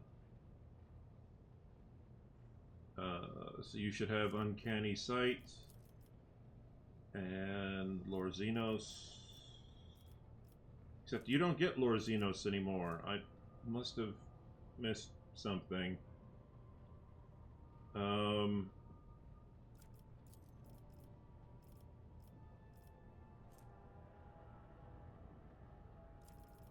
Let's just give you more awareness then. Pascal.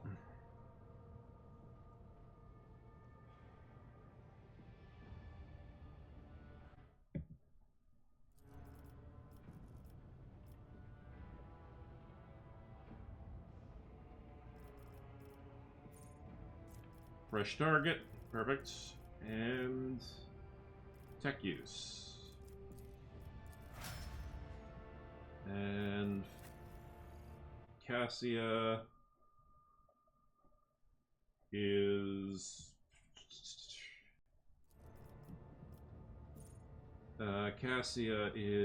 the course unraveled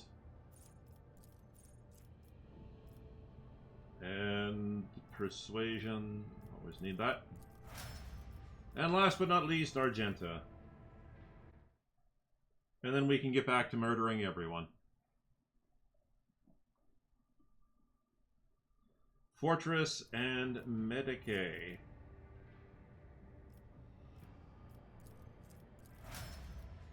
Perfection. Alright! I really hate my squeaky chair.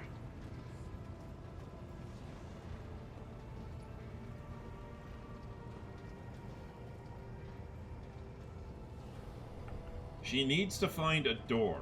Okay.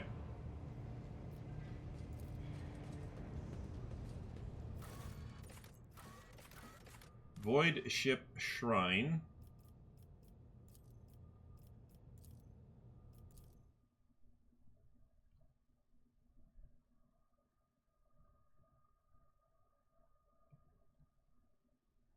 There's only one place that she couldn't get access to. She's been wandering on the ship, and that is the crypt.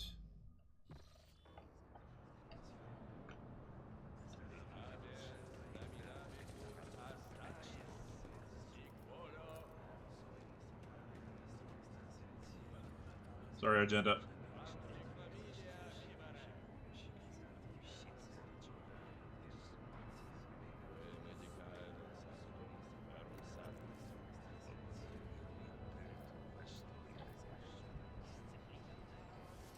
It's about time.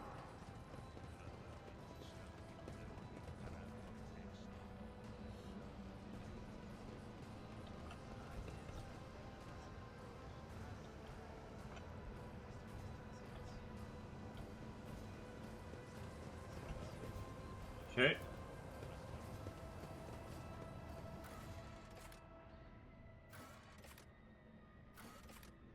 Astropathic Chapel.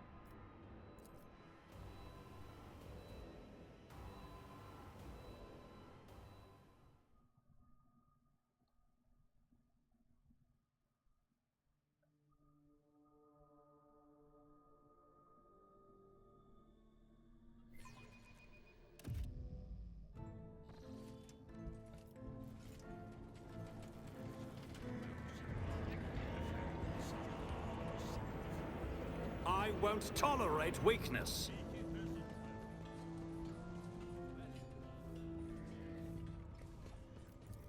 Alright, to the other to another compartment.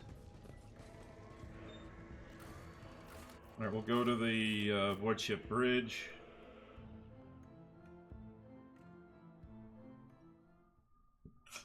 Pardon me.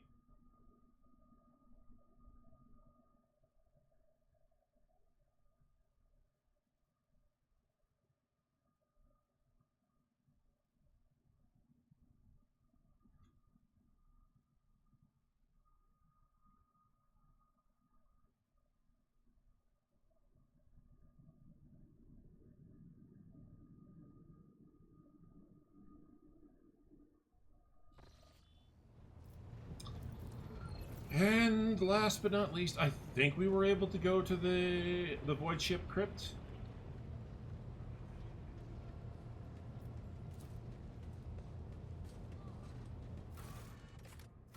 No. Okay. Never mind. Alright then, so...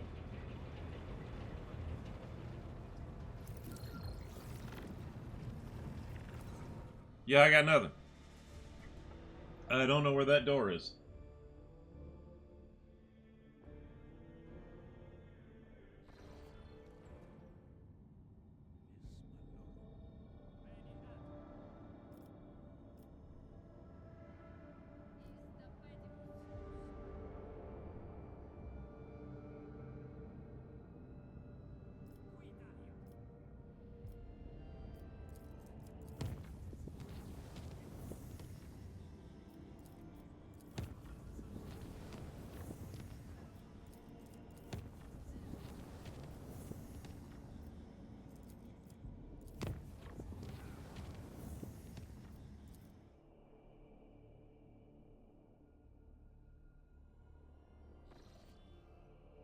Permission to speak, Lord Captain. The Augur crew has registered activity in the orbit of Quetzaltemur, one of the worlds of the Winterscale dynasty. According to the report, the Emperor's Vow, the flagship of the rogue trader Caligos Winterscale, is positioned over the southern hemisphere.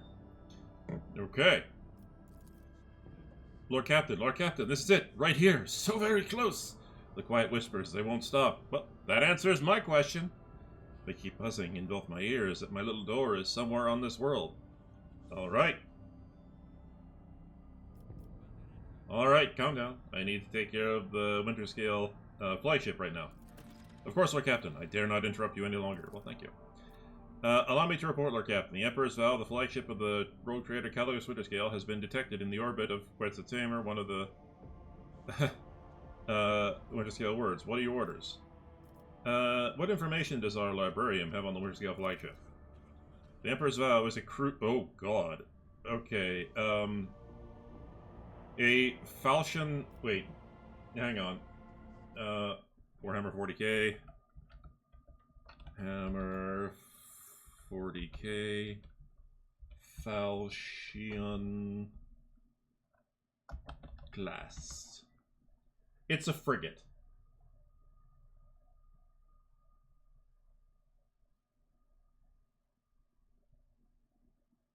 Yeah.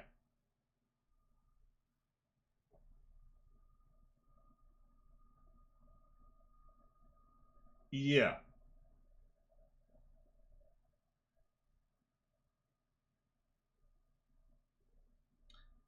A frigate versus a cruiser. Not a 120,000 crew, 600,000 meters, beam 1,000 meters, estimated time in service in the Winterscale Dynasty, several millennia. It's known for a fact the ship has undergone many modifications, including the replacement of the macro weapons for long-range laser batteries and a short-range macro batteries. And I'm afraid that's all we know, Lord Captain. Incredibly ancient, incredibly complex, incredibly unpredictable, and extremely demanding when it comes to resources. Had I been one of the Highborn, though unofficial rulers of the Expanse, I would definitely have chosen this void ship for myself. The Librarian of the House Arcelio also held reports of the Emperor's Vow, its most famous owner, to be precise. Sebastian Winterscale, a fledgling rogue trader of great promise. It is not known how Sebastian acquired this ship, but Lord Captain Winterscale used it to traverse the Maw and find a new home in the Cronus Expanse. Hail the Emperor's Vow. It will be done. By the grace of the machine spirits, the air gradually fills with discordant noises until the Voxmaster flips the last tumbler on the Cogitator's panel. The Emperor's Vow sends its greetings to the glorious ruler of the Von Valencius dynasty. This is Erberaget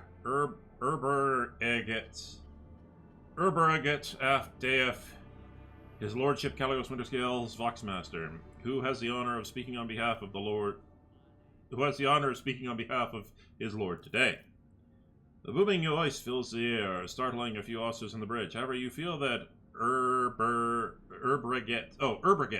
Apdeus' ostensibly confident tone is meant to hide his concern. What is the Emperor's Vow doing here? The Foxmaster clears his throat loudly, looking for the right words. You see, the Lord Captain has had yet another heated argument with the esteemed Incendiacorta, and he had a very good reason for his displeasure. I dare not discuss his lordship affairs, but I can divulge that we set out to protect the dynasty's rightful dominions from the invasion of Pervade Xenos. This is how we arrived here at Tamer. Or Temer. There is no better hunting ground when you need to cool your head off, I believe the Lord Captain said. We easily crushed the pathetic mockery of a fleet that was laying siege to the unfortunate world. Of course, most of the Xenos fled, but we did reduce a few of their ships to chum for the Void Beasts. The Void Bastard laughs cruelly. I see. An Eldari fleet? That means there are many more Krudok survivors than I dare hoped. Secondary Vox channel transmit Yurliot's voice, laden with desperation. Elantak, I must go to this planet to find them, to try to save them. Alright, I mean, you're my sniper, so you're coming with me whether you want to or not. Even if you didn't want to go, I'd drag your ass down there.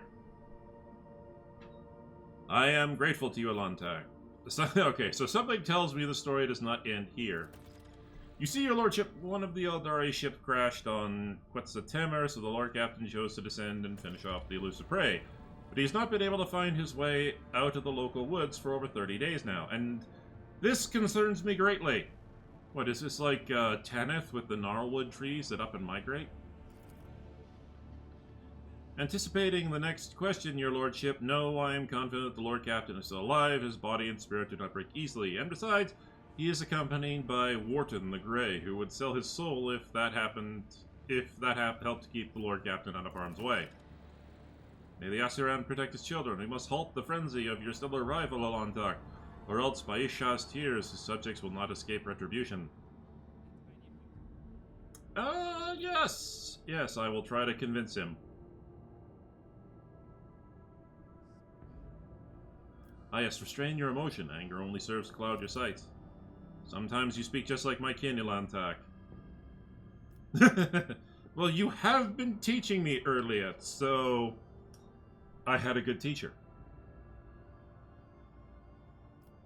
Was there anybody else down there?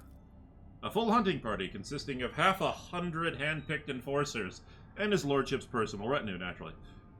Yeah, just let me hand them over to Argenta, and she will face murder them all. Alright, I think I know what you want from me. A generous favor in return for a generous favor. Find Lord Captain Winterscale on Quetzaltemer and bring him back to the Emperor's vow. I swear by the Golden Throne that I will convince him to side with you in any conflict that occurs in the next 100 years. After all, I'm allowed to make deals on the Lord Captain's behalf while he remains unavailable. Or I could, and this is just a thought here, kill your guy, wipe out his dynasty, and then I will be the only rogue trader in the Expanse. I will hold ultimate power after I assassinate the Inquisitor. But we won't talk about that.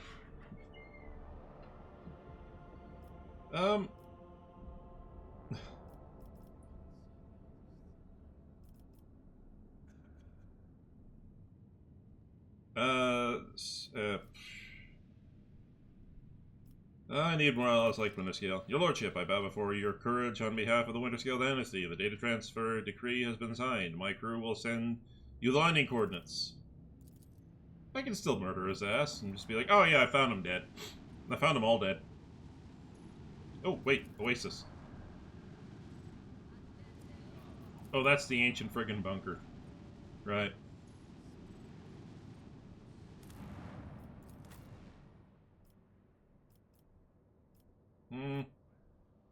Pop out Cabela. Haul in Idira.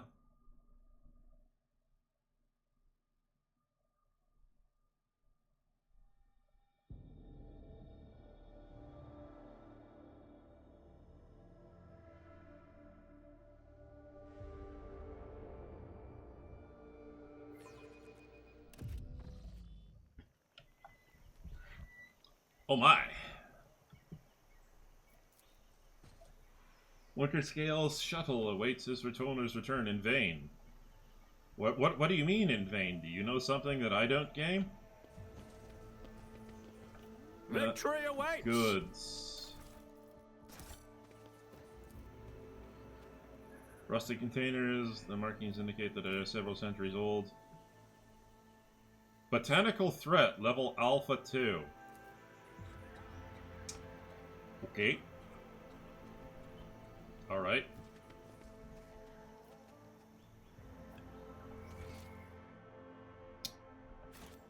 This could be fun.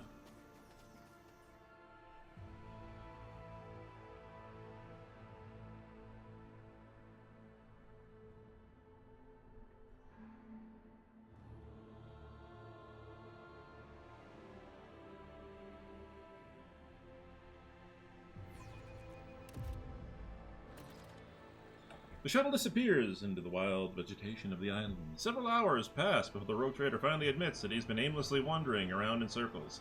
Any attempts to get back on track by retracing his steps have failed. Vox communications cannot reach the ship. Now it becomes clear how Caligos Winterscale could get lost on his own world. Earliet.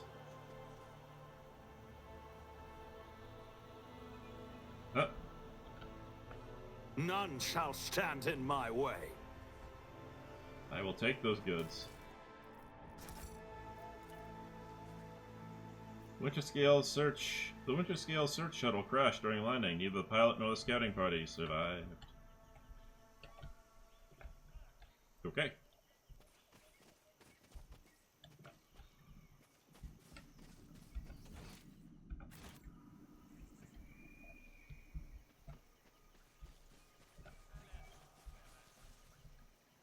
I'll lay claim to the stars.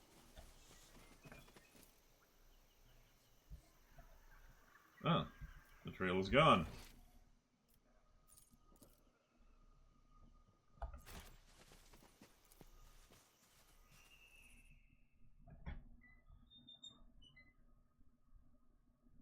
Oh, melee attacks always have a 100% hit chance, but they can be dodged or parried. Oh, that's interesting. That I did not know that. That is a fact about this game that I did not know, and maybe I never noticed before.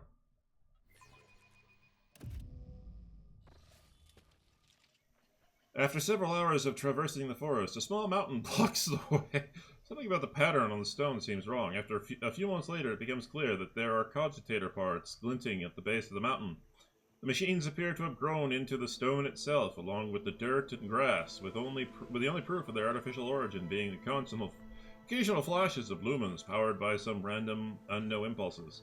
A carcass is lying flat on the stone nearby, cut open and sacrificed to an unknown god.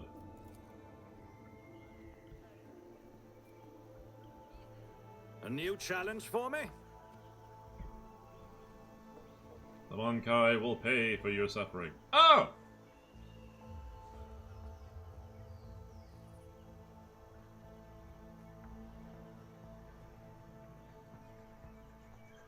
Oh, hello.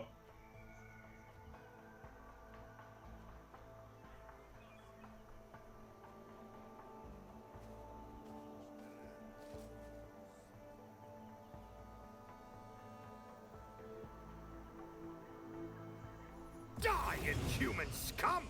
Only death lies before you.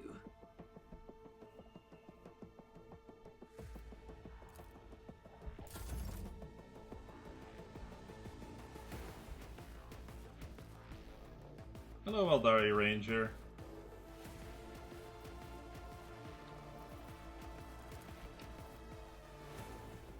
Isn't this a job for the serfs?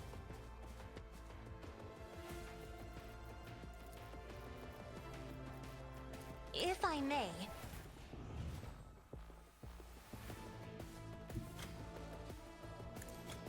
That was not what I wanted to do, but... That is beneath me.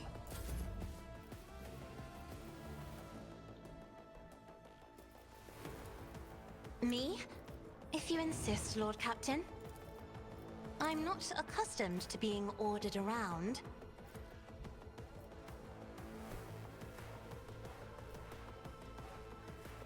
As the Emperor commands, each strike is a prayer. Faith without deeds is worthless.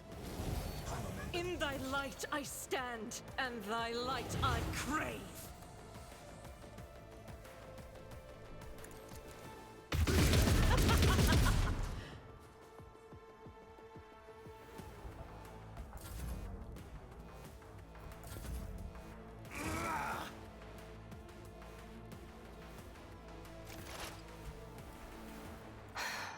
if I must.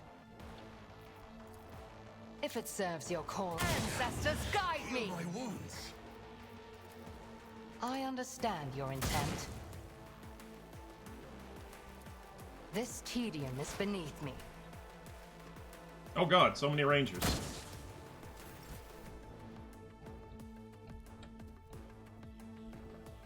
Has a lot of snippers.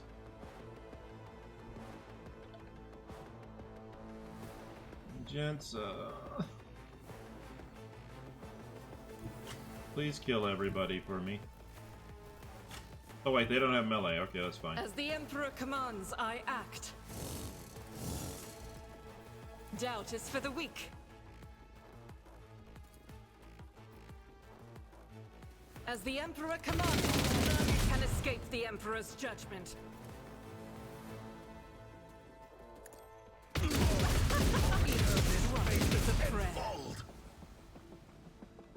I'll do it. Faith without deeds is worthless. I'll do it. Eradicated. Pitiful attempt. Power resides in the will of the righteous. Doubt is for the weak. This is why I was Lucky chosen. 13. None can escape the Emperor's judgment. I'll do it. I will not yield to the likes of Faith you. without... As the Emperor commands...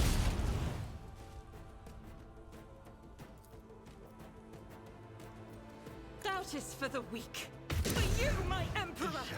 Heal my wounds. As the Emperor commands, I'm eradicated.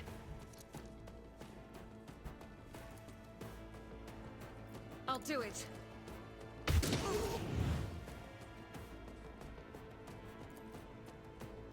As the Emperor commands, I act. I can't see anybody anymore.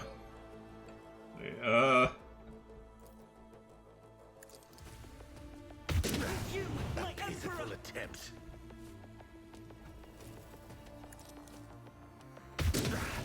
You will pay dearly for your actions. I'll do it. I didn't want to do this, but you why I left was me no chosen. choice. I didn't want to kill anyone. As the Emperor commands, I act.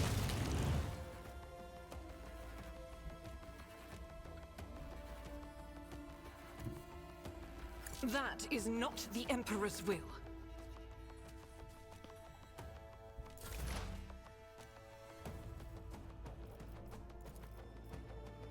Was very well.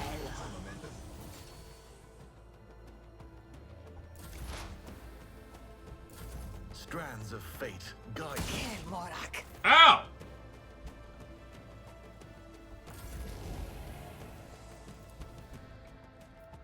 I'll paint your death in colors. Shift The 3. enemies of the Emperor will be undone. Shift I'll do it. 4.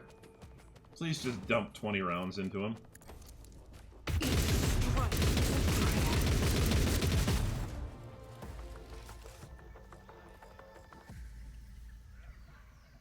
It's about time. I guide humanity between the stars.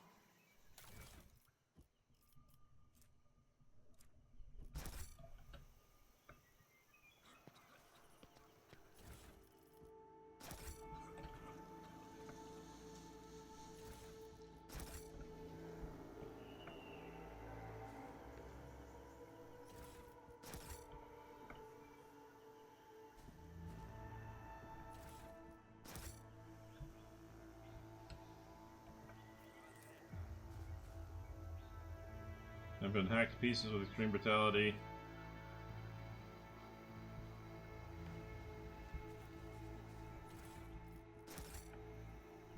Only a true monster is capable of such atrocity. Look, I'm doing my best, Erliet, please! I'm trying everything I can. Crucible of Torments. Interesting. Oh my god. Is it possible that the Drukhari have something to do with...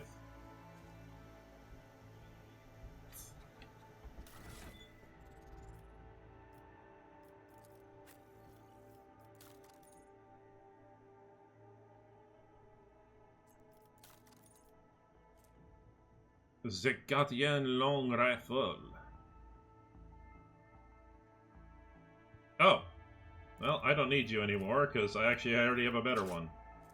The Bane of Sorrow. Don't need you anymore, so you can go back in. Bonebreaker Maul. Don't need you anymore, so you can go back. Crucible of Torment. I don't have anybody with Drukhari weapon proficiency. Well, I do. It's just that I don't want to use that. I don't need that one either.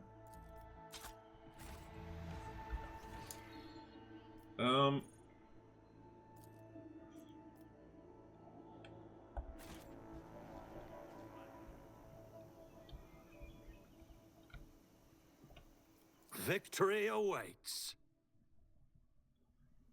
Hours of wandering bring the road trader to a tall, sprawling tree. Something shiny is stuck in the foliage. Coming closer, the Lord Captain recognizes an obsolete heavy void suit model that has been subsumed among the growing branches. A heavily damaged skull bears its teeth from the murky glass. At least their death was quick.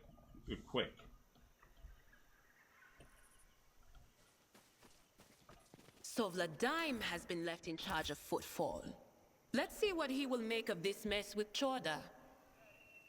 Whatever the unit's merits, it is unlikely that his successor could be less effective as rogue trader.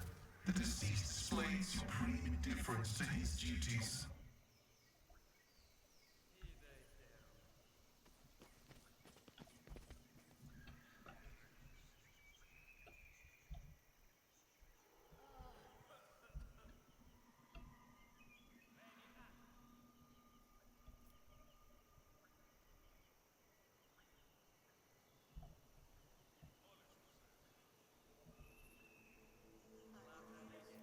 I won't tolerate. I hear voices coming from this direction, so this is where we're gonna go.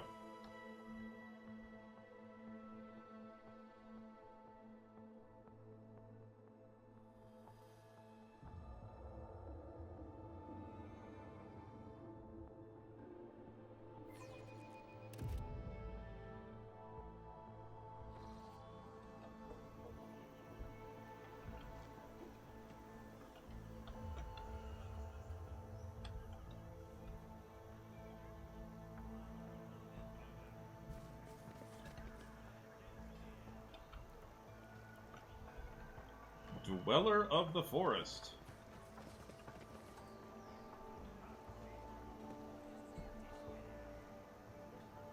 Ah.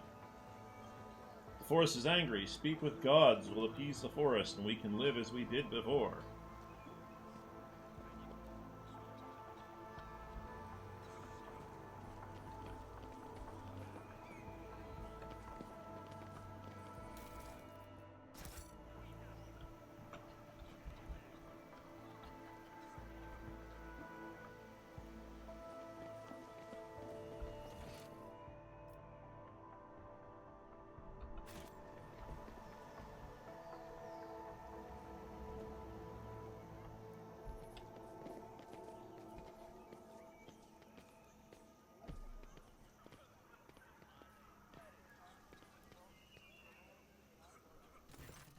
A group of lean young people surrounds you, shooting anxious glances between you and the gray-haired elder who has stepped forward. Unlike the rest, her skin is completely free of decorations, save for the two-headed eagle branded into a wrinkled forehead. Speaks with gods, foresaw our meeting, Starborn. The woman's accent grates on the ear. It's her word. The woman's accent grates on the ears. Her words sound like a fusion of High Gothic and the most vulgar tongue of the rabble. Welcome to the heart of the forest, where Leads Ahead and her tribe have dwelt ever since the rule of Quetzaltemer himself. This ruler has ordered her tribe to prepare a feast and warm shelter for our starborn guests.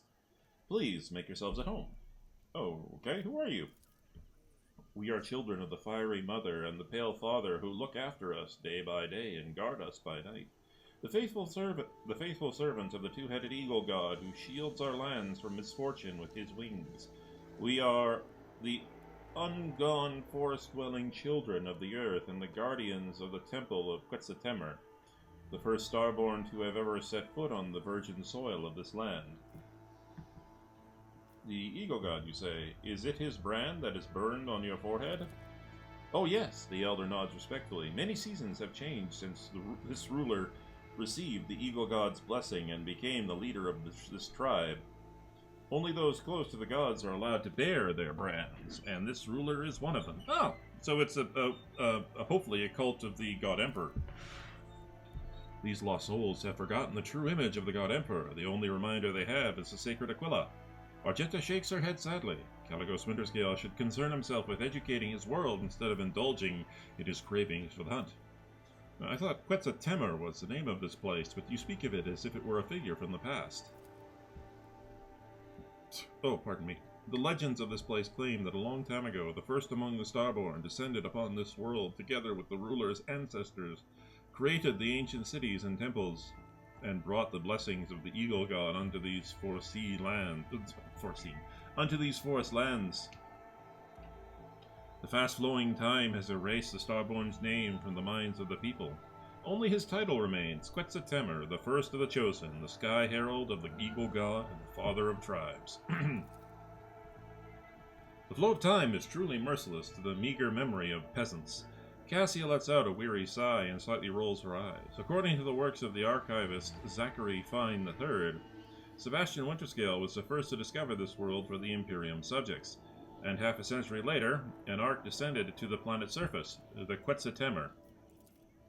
Over 100 years, the limited minds of the rabble have invented their own twisted history, one that the colonists' descendants still believe to this day. I'm pretty sure I know why they call me Starborn. Why? Was my coming here foretold? Like you've never heard that one before. God damn it, Adiria. Oh yes, Speaks with Gods is the priest of this tribe and this ruler's half-brother. He listens to the forests and calls to the earth, wards off the punishing lashes of the skies, and speaks to the god Eagle God on behalf of our tribe, before disappearing into the Wandering Forest. The Wandering Forest. So it's pretty much just like the Nullwood Forests. The Nullwood Forests on Tanith. He told this ruler to prepare for your arrival. What else did Speaks with Gods predict? The elder's gaze darkens. Quetzaltemer is enraged by the invasion of the spirits from the darkness that have called a rain of fire and metal upon this world. He demands blood, and blood shall sate the soil, no matter the path chosen by the gods who have come to right the wrong. The spirits from the darkness, so that is how the Monkai of this world see my kin. As invaders, a calamity. Hurliet lets out a strained sigh, but these Monkai have neither teeth nor claws.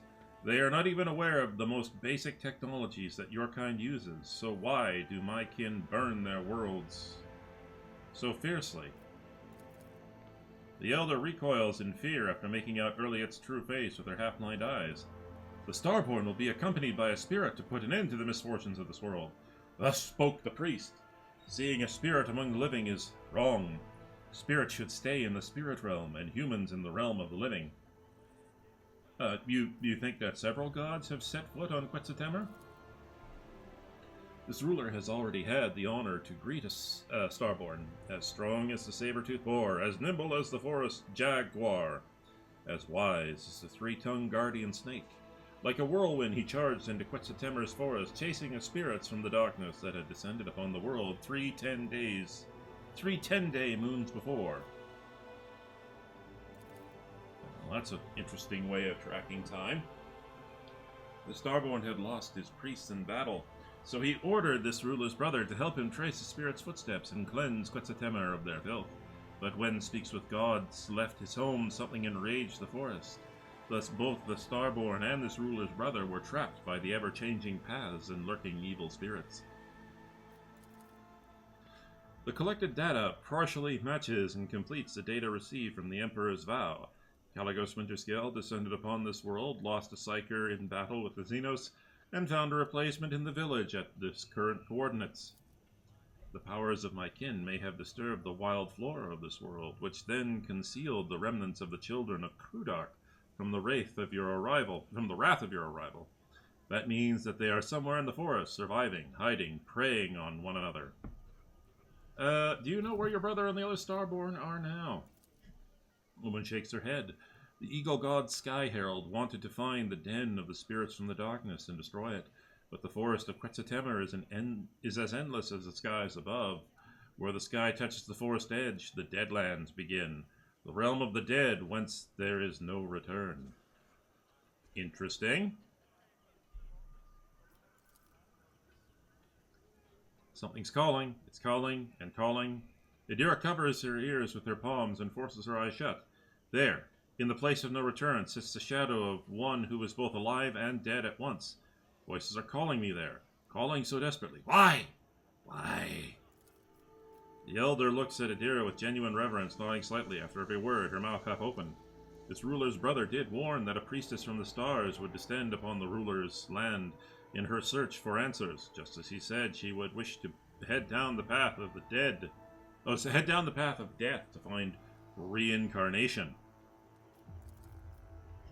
Speaks with gods, hears the whispers of the leaves, and can commune with the tree spirits. The entire tribe participates in his soothing rituals, and that allows this ruler and her people to tread on safe paths. And how exactly do we conduct this ritual? The ritual requires a site imbued with the powers of Quetzaltemer, the heart of our village, and a priest to perform it. Alas, the fire rain claimed many of this ruler's priests, and thus this ruler's tribe can only pray for the mercy of the Eagle God and his star-born Sky Heralds. Well, we just happen to have a priest. Don't look at me, Lord Captain. I don't know the first thing about this priestly grockswash. It doesn't take a diviner to realize I'd fry my brains if I tried to mess with some weird ritual. And that's if we're lucky. If we weren't so lucky, I'd end up frying everybody else's brains. Doesn't sound too promising, does it? Nevertheless, this ruler knows that you will bring Speaks with God's home and soothe the forest of Quetzaltemer. The prophecies of the priest have never betrayed our tribe before, and thus this ruler asks you to forget about your worries and rest here, in the heart of the forest. Okay, then we will rest. It is an honor for this ruler's tribe to serve you, O Starborn. Follow the path of lights, and you will find your shelter, food, and water. When you decide that it is time to follow the priest and your Starborn kin, this tribe will pray to the Eagle God himself for your success. Excuse me for a moment. Man, I've got bad heartburn right now.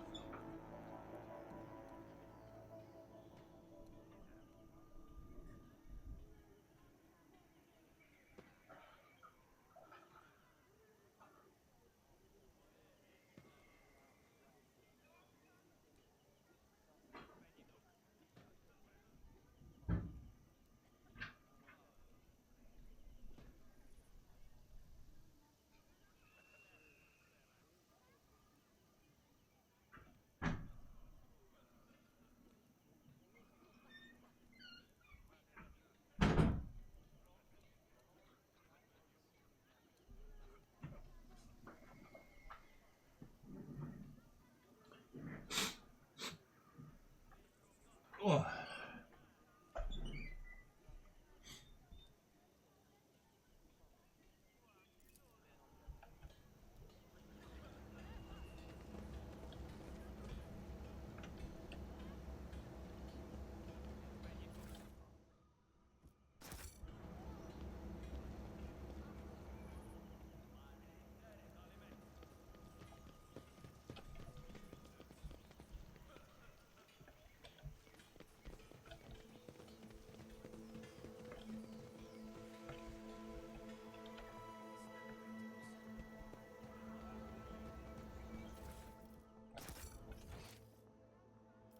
None shall stand in my way.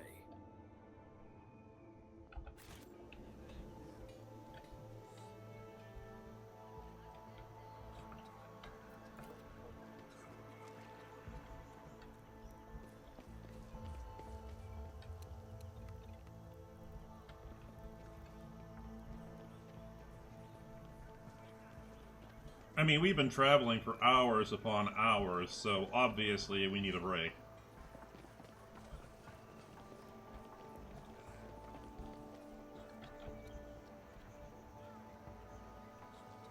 I'll lay claim to the stars.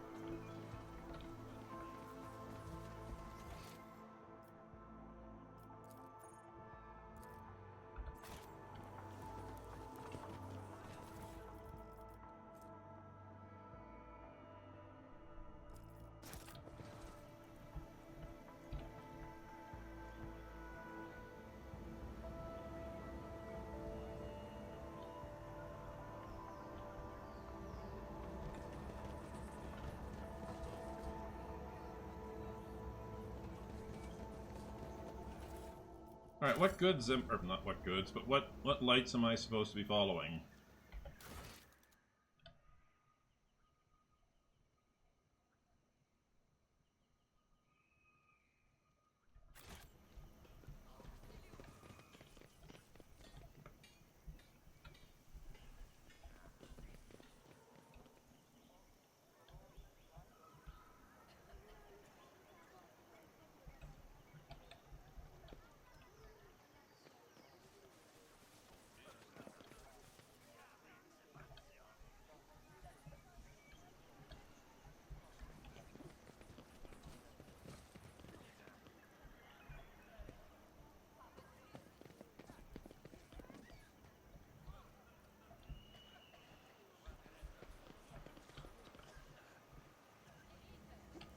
A new challenge for me.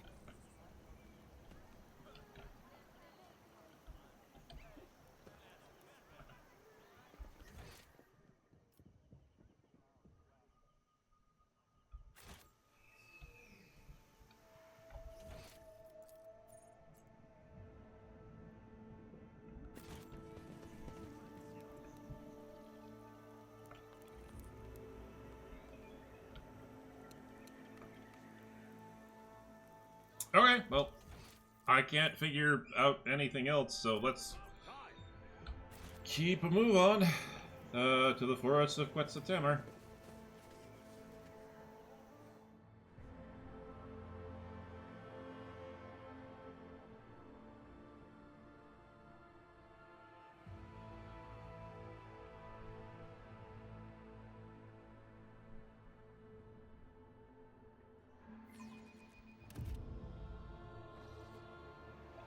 Halfway through the day, the road trader discovers a new wonder of Quetzaltemmer's forest, a spacious stretch of land overgrown with reddish-brown grass, blades covered in sickeningly yellow blisters. No other plant can be seen among the red blades of grass.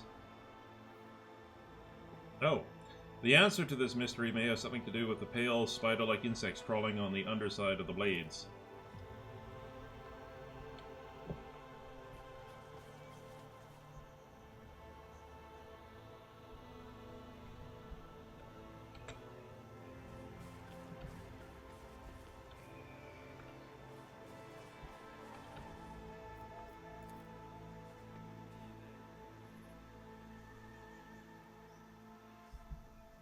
Victory awaits!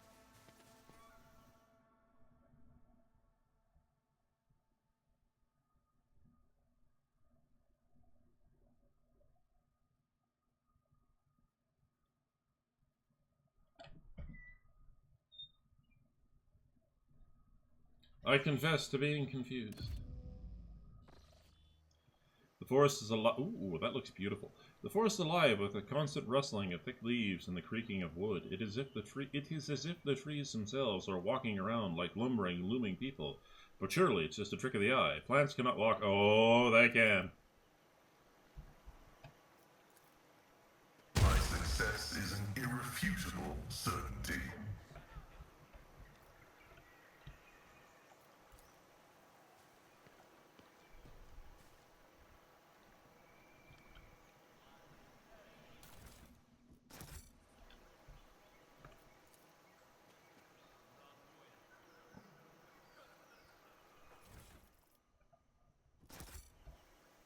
I won't tolerate weakness.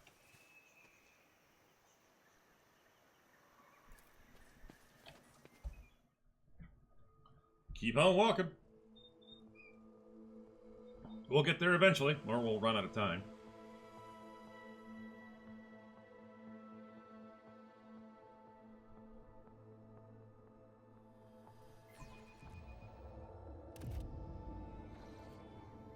Part of the forest is obstructed by a thin gray veil, emitting barely audible clicks. The translucent curtain ripples and starts moving in the direction of the rogue trail.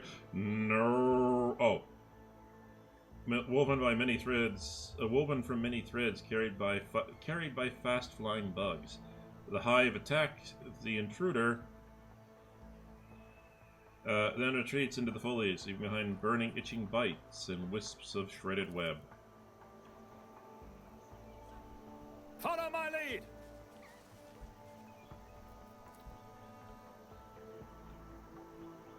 My Auspex has detected something. My success was inevitable. I sense something nearby. I have learned much in my exile.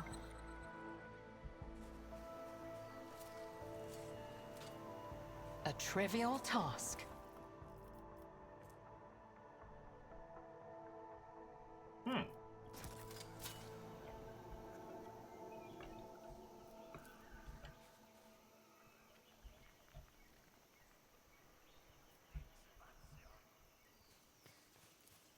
I rise to the occasion. A new challenge for me? Ooh, goodies. Stupor. Done.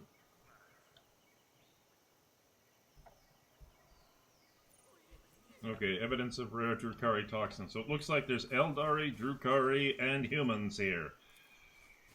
Oh, joy.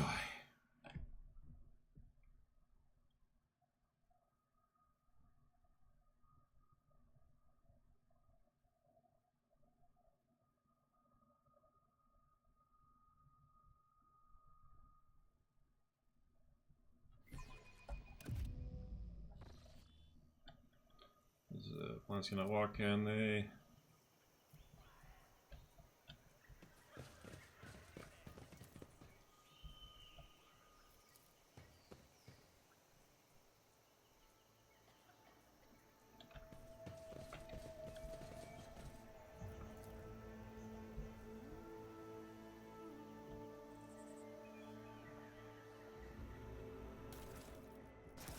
Well, looks like we're getting closer.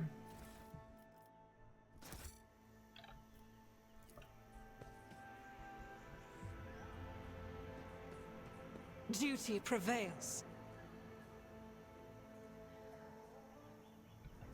Okay.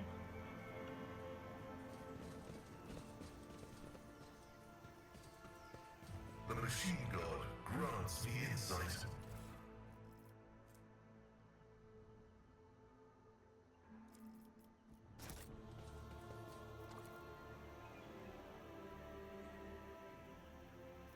None shall stand in my way.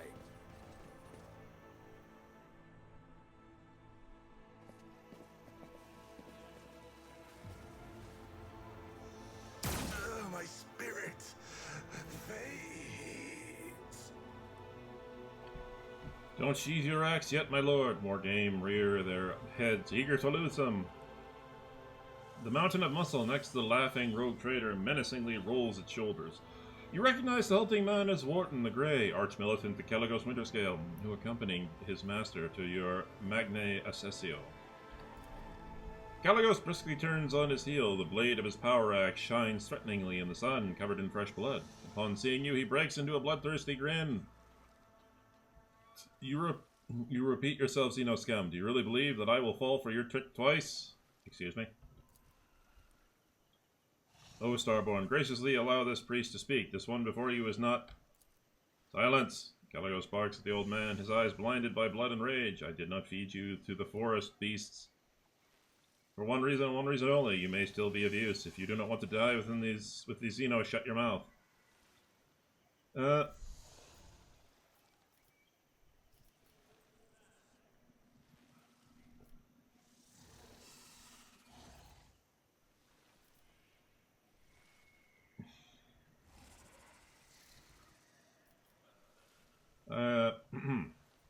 Galagos, look at me. I'm Seth von Valencius. But of course, and I am the God Emperor of mankind. As the old man quickly starts whispering something into a strange seashell-like adornment he wears. Brown sparks flash in Calagos' hair, and a cloud of steam suddenly bursts from your mouth. Loathsome old twig, Calagos angrily shakes his head, trying to throw off the Psyker spell. When your gazes meet again, recognition dawns on his face. Is that you, new blood? Fancy meeting you here. What in the void are you doing on my world?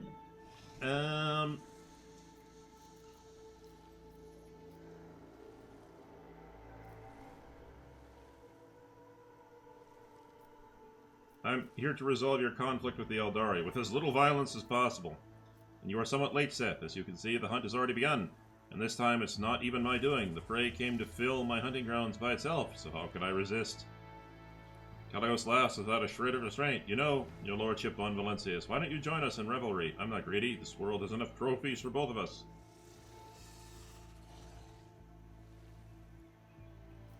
Assess Winter Scale's condition.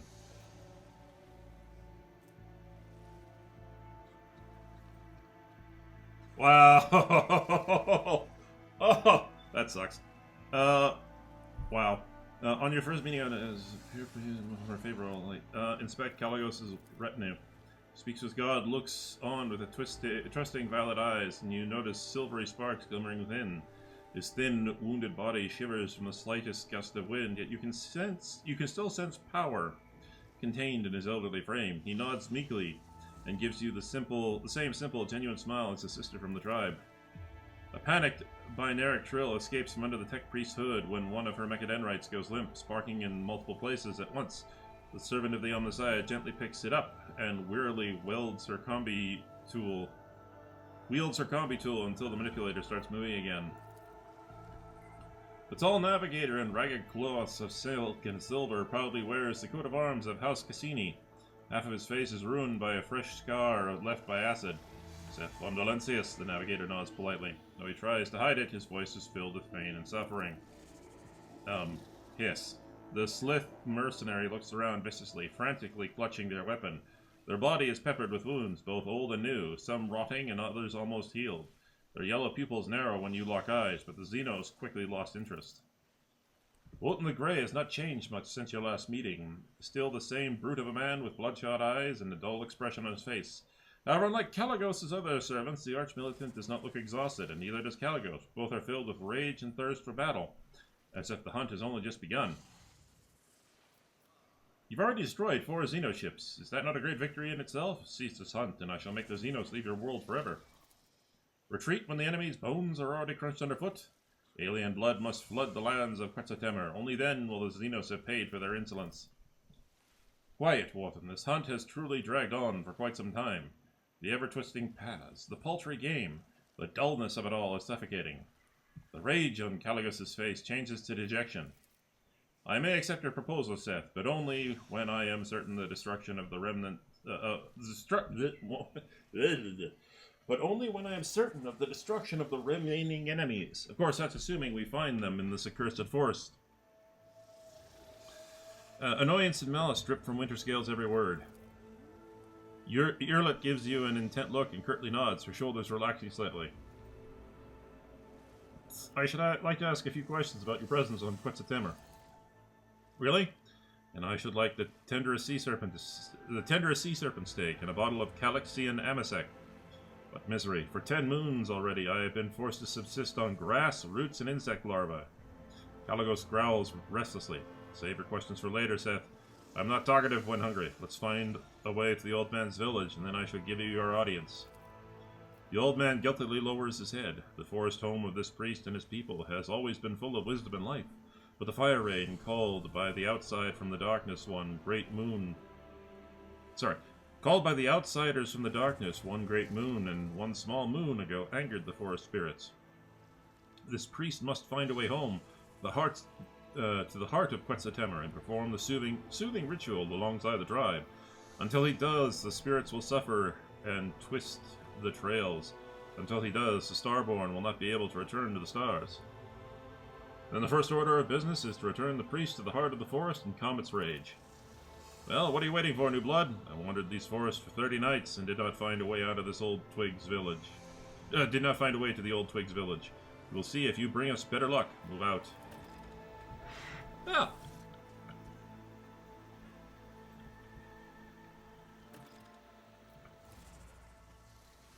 Halt! I noticed something.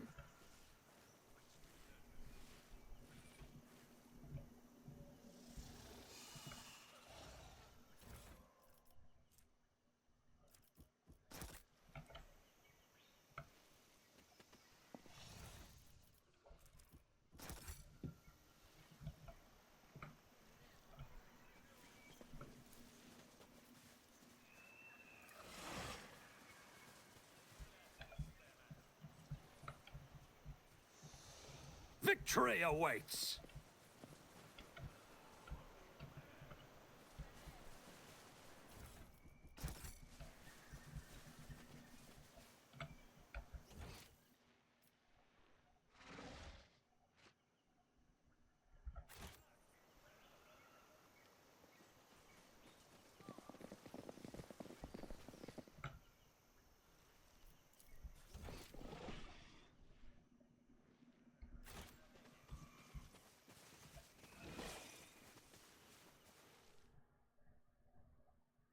In the shade of the tallest trees in the area of the forest, the rogue trader spots mushrooms that come up as high as his waist. Strands of sponge-like tissue hang from under their pale lilac caps, almost reaching the ground. As soon as the rogue trader approaches one of the mushrooms, the strands draw in, the cap rolls up, and the mushroom spews out a cloud of reddish spores. Perhaps it would be wise to give this space a wider berth.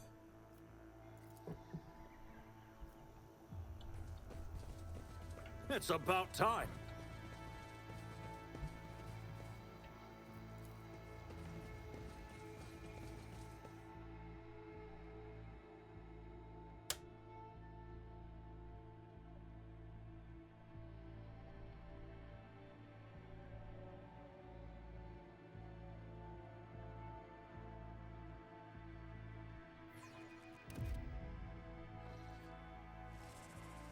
The not familiar rustle of the centuries-old canopy and barely perceptible movement at the edge of the rogue trader's vision announce the forest are once again in motion.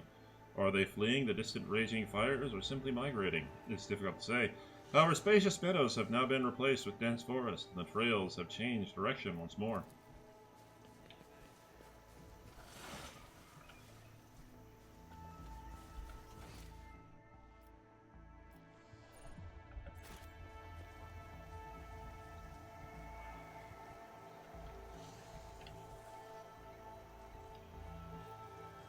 I came from this direction.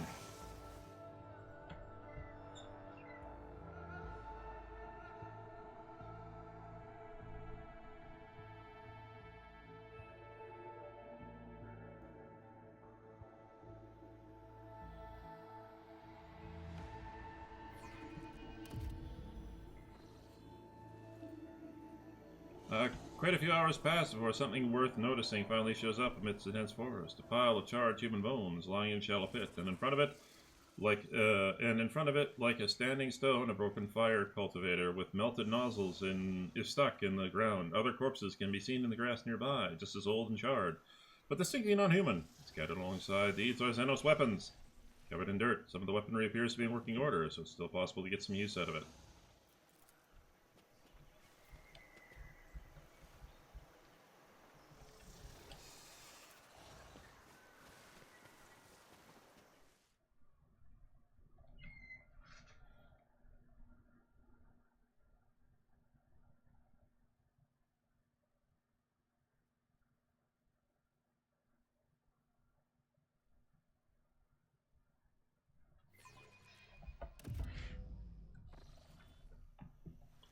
The trek among the monotonous forest landscapes is becoming dull, the rogue trader's weary eyes ready to close of their own accord when the usual sounds of the forest are interrupted by a blood-curdling scream. The cries are drawing closer and closer, and then their source finally appears, a small creature with a slicked back fur and a long tail. As if mocking the rogue trader, it lets out another piercing cry and scurries away, its yellow hind paws winking between the tree branches.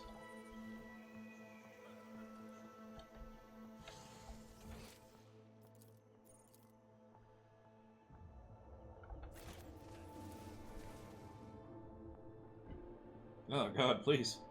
Let me back through here.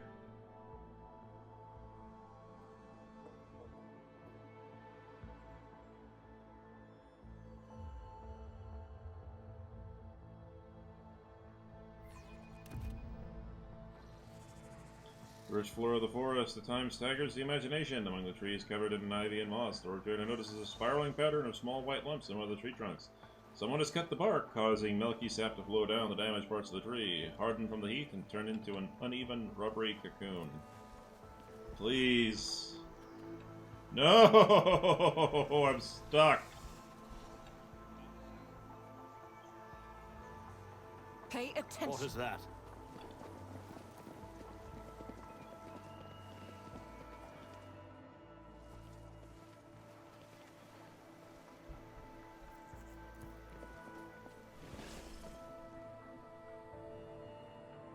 Hours of wandering, it is a small, sprawling tree. Something shiny is stuck in the foliage. Coming closer, an obsolete, heavy voice. Oh god, I've been here before. No, I'm back here.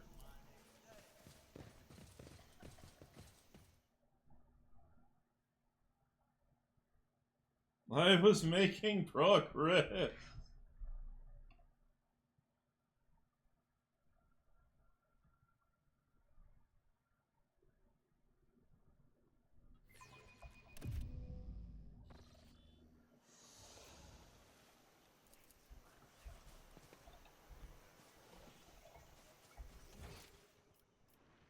I'll lay claim to the stars.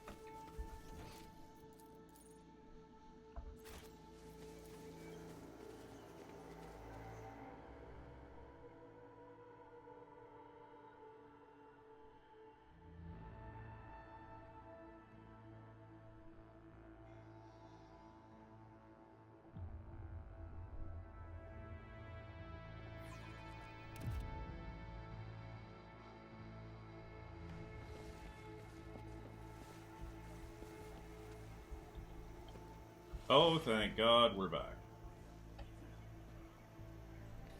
I won't tolerate weakness.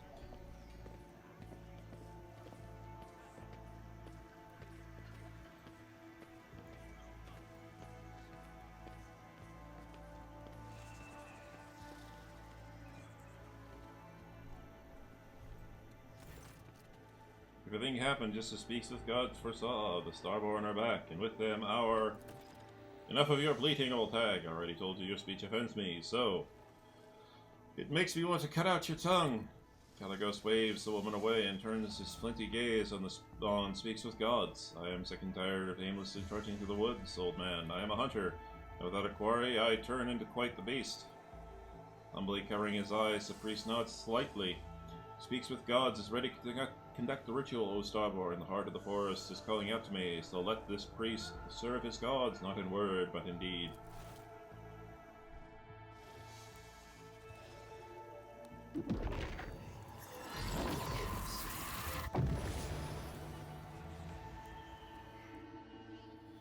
It is done.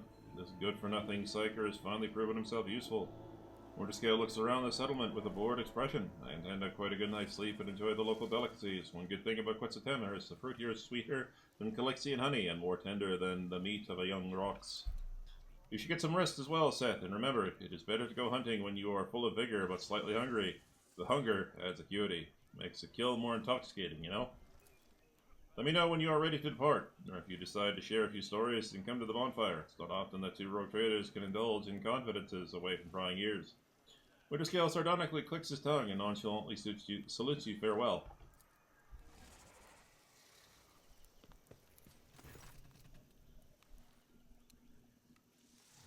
Speaks with Gods welcomes you, Starborn. His violet eyes are reverently trained on you. How can Speaks with Gods help you this time? Tell me about yourself. Speaks with Gods is the name of this humble servant of the forest, rivers and mountains. From when the two-headed eagle god speaks, the servant listens and recounts the words to his tribe, and the tribe carries out his will.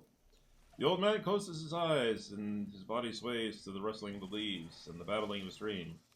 The servant of dreams, nightmares, and reveries can see things others cannot see. What has transpired and what is yet to be, your appearance in the heart of the forest, and... The priest falters for a moment. The consequences it bears for Quetzaltema. Alright, what are my consequences? Sky Herald stands at a crossroad. I see all of his choices and see none of them. But this servant knows one thing clearly. The Starborn must go to the Deadlands to destroy the one who should have been long dead. Suddenly the old man throws back his head, his body shudders, and droplets of blood burst from between his clenched teeth. The sunset rays will paint the heart of the forest crimson if the darkness leaves it, and the two stars will part and then meet again. Crimson, crimson. The fading light can still be saved. The priest covers his face with his hands and breathes slowly, finally coming to his senses. Forgive the servant, Sky Herald. The waking dreams are often the most painful. That's strange. I can't see or hear anything from the other side, but I'll go ahead and say, since nobody else wants to, I don't like this one bit. So if the darkness leaves the forest, something bad will happen. I thought it was usually the other way around. Alright. I have other questions. Did it truly make the forest safe? The spirits from the darkness brought the fire rain down on Quetzaltema, killing many of the tribes who had cared for the forest young and ancient. This blasphemy enraged the guardian spirits, but as soon as the servants of the wind, rain, and sand soothed them with the ritual sacrifices and divine sorcery, their wrath gave way to mercy.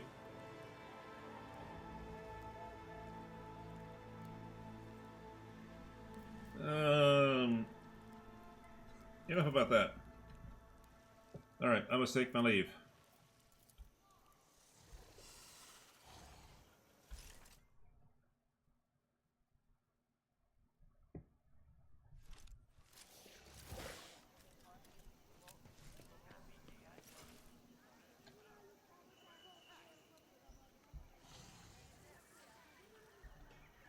A new challenge for me.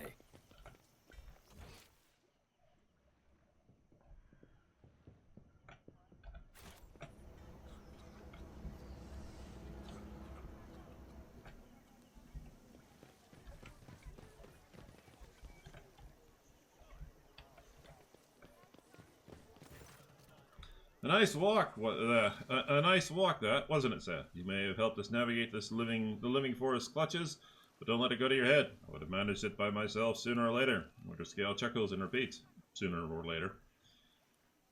I have some questions to ask of you. One day, you two will grow sick of all the talking, and then you'll choose shooting Xenos on a wild planet over endless intrigue. Cheerful notes ring in Caligos' voice. Fine, we have plenty of time. So be it. I'll give you a private audience. If dear Quarter knows how close-knit we have become, she would surely have branded us conspirators.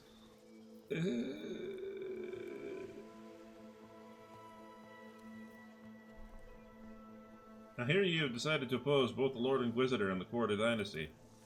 Avoid Kraken may eat them both for all I care. Winterscale makes a wry face and clenches his fist in anger, acting as if their war on heresy in the Expanse is just starting. Ha! I've been living in it for decades. And I don't need an inquisitorial preacher. And I certainly don't need Incendia's goodwill. Alright. I saw the corpse of your seneschal at the forest camp. The old man was a weakling, and that was why he's dead. That's what happens when you can no longer fulfill your duty to your master. Orton gribs in contempt, his entire being expressing disdain for the seneschal. Caligos carries himself with an air of indifference, but the sudden furrows on his forehead betrays regret. Many fine warriors have perished on this hunt. Raise a toast to their name when you can.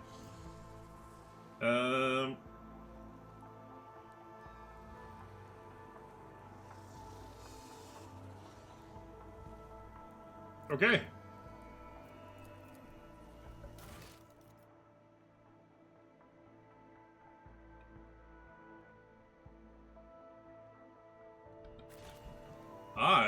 Well, first off, let's discuss the Eldari problem. Just buzz off, Caligos. I'll take care of it. You need to get home.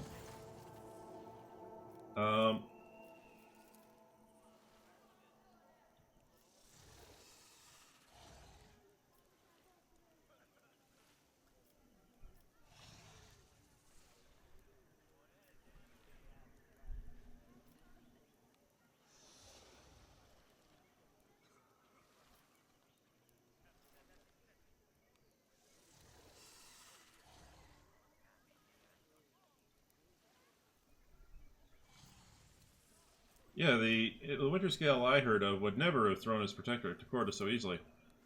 Testing boundaries, are we, Seth? I like your boldness, but you shouldn't stick your head so far into the beast's throat. I shall consider your words, and that is all I shall promise.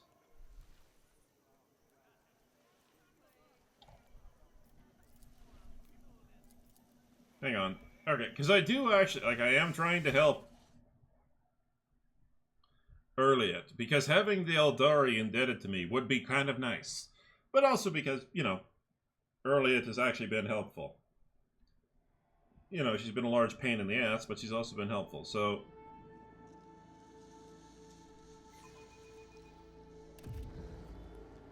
Alright.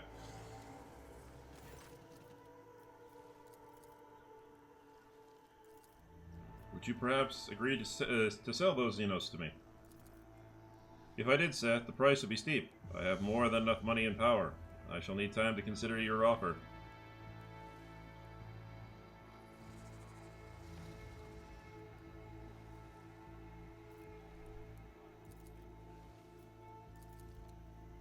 Okay.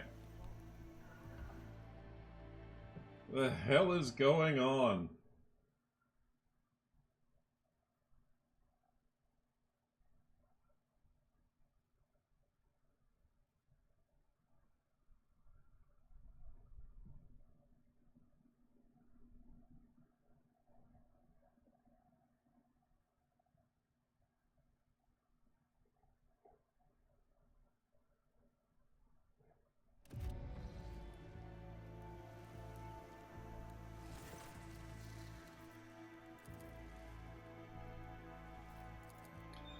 Your inquiries are curious, to be sure. Quetzaltemur is a planet with a rather dreary backstory. A long time ago, it supplied my great-grandfather with tons of succulent fruits, and thousands of cargo containers filled with special building fire processed from the local forest. The population all lived in large cities a safe distance away from the tangled paths and trees, and then this quiet life was dashed by Xenos raids. They burned down the cities and shackled our people faster than our ships could help, and in the end the local governor ran away, leaving the remaining people at the beast's mercy. And the people in turn fled the big cities that attracted the Xenos, and that's how the forest that the rabble feared became their salvation.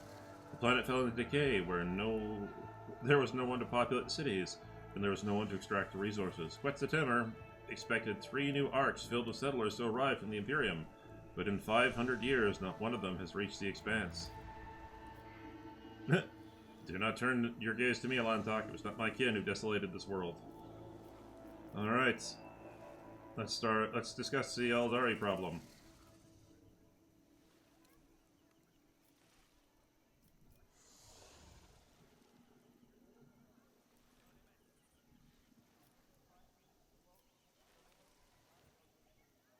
You care about them that much, New Blood? Go ahead then, try to convince me that the vile Xenoscum deserve the mercy of Caligos Winterscale. But remember, you only get one chance to try.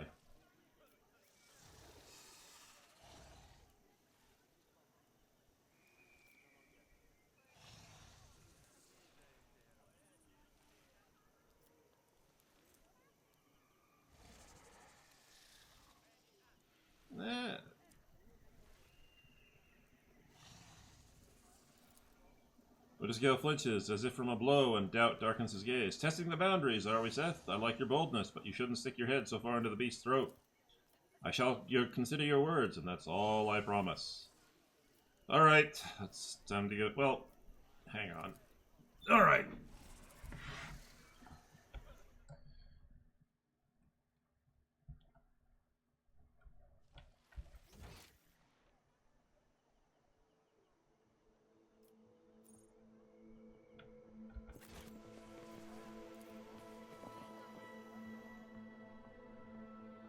Let's see if we can't do Adiria's thing first.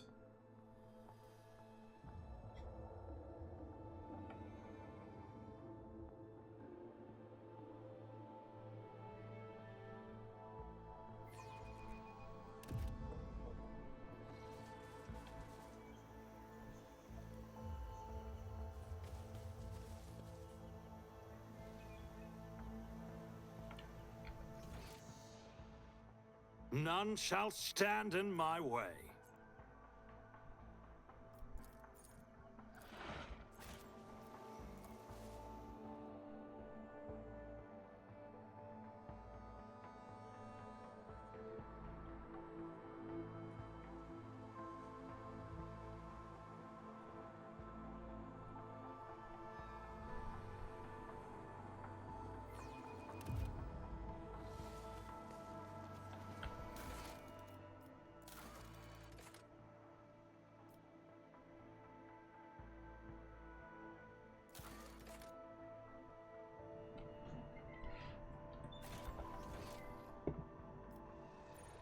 To the Forgotten Bunker. What's down here?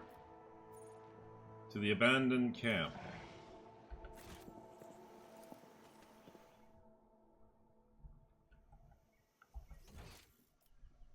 To the Forgotten Bunker. Okay, looks like I'm making progress. To the Rendezvous Point.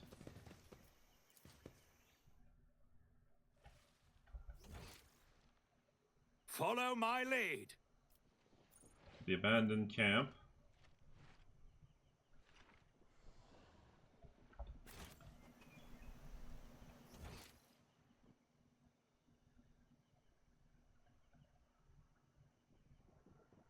Okay, so it looks like there is, okay, we'll go to the Abandoned Camp.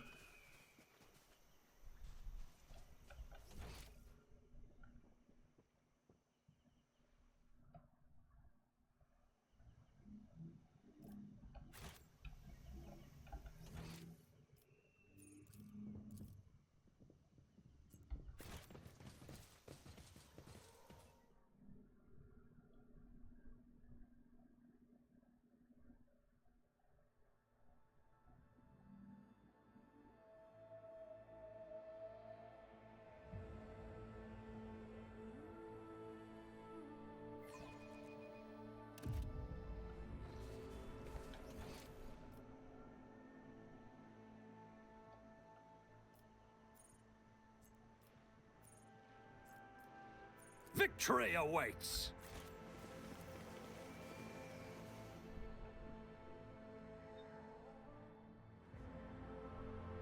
Okay.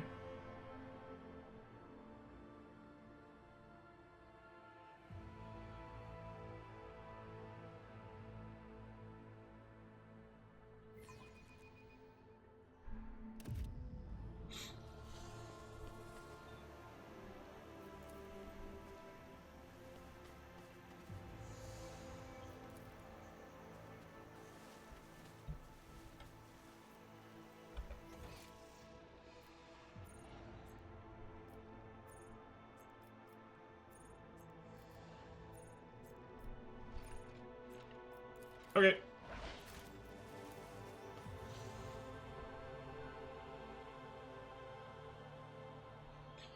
So we've got to go back, talk to the big man, and hopefully we can save Berliot's people. And then I can stab...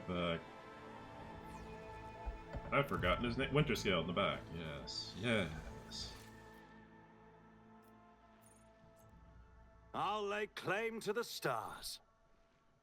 Ah, to the forest settlement. That's where I need to be.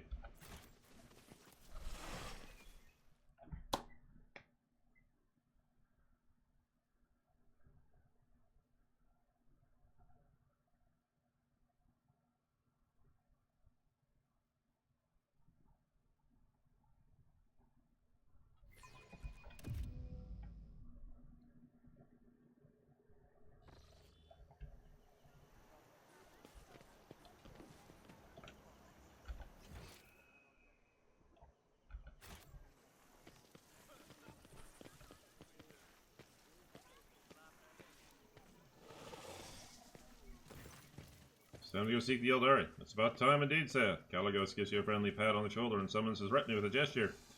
It may take a while to find the trail, but Wharton here has a keen eye, and his sense of smell can rival any old dog. We will do just fine, especially with the forest being on our side now. Let's go and try not to fall behind.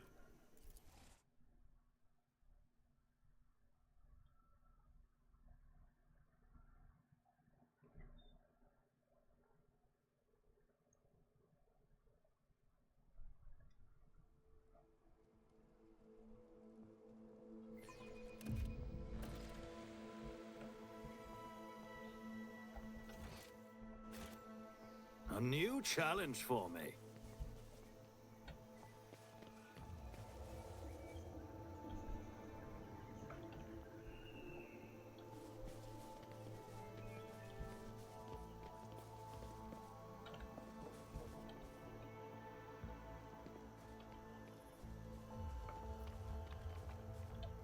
I'm not wasting my debt charges.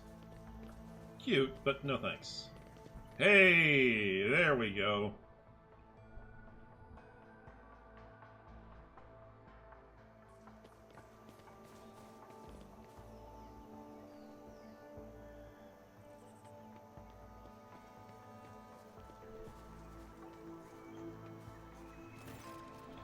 A stately Eldari warrior steps forward, calmly looking at the intruders. His armor and its adornments gleam in the sun, despite traces of dried mud and caked-on blood. The Farseers instructed me to send you away, Monkai. The smooth voice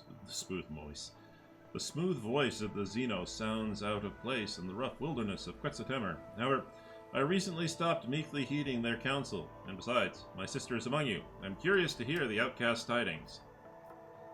Is that another Harlequin? Nocturnal. Oh, you're back.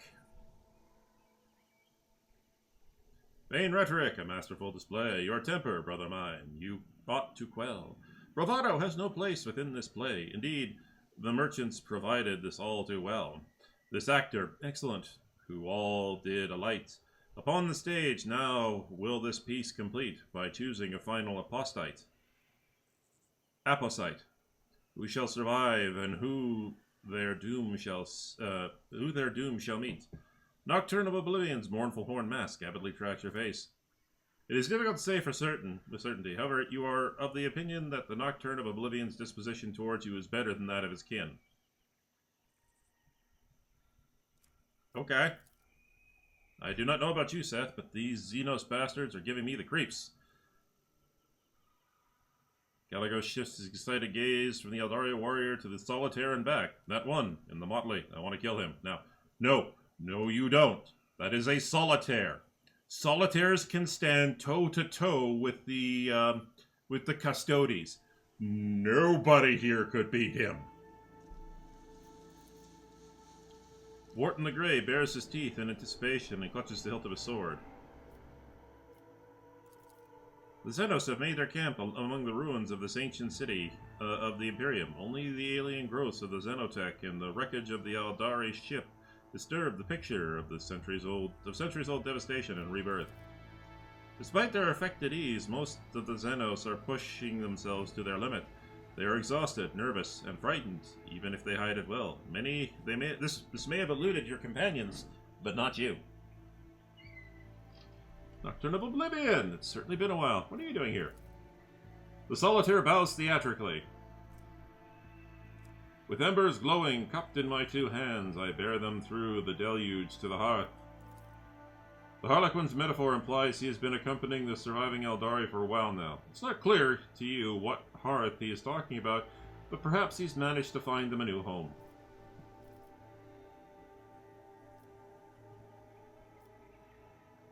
I'm here to resolve this conflict peacefully. A tapestry complex is peace, and one that many threads demand for warp and weft. For this design, three wills together spun. Its greed will sate in hand of the wearer deft. The gruesome scars of past distrust bewailed, with compact subtle gaze shall now be veiled. Playing with your prey like a cat. Fine, new blood, you're still young. Just remember that the patience is not my strong suit. The Eldari watch Caligos closely. After everything the Alontak has done for my people, I'm willing to answer his questions, but you had better not make any sudden moves, Monkai. The warrior looks at you tiredly. We did not attack this world, Alontak. The last of Krudark's children assembled once more to scour the master of flesh, Tervantis, from the memory of this universe. The homunculus who abducted and tortured the Farseers from our craft world.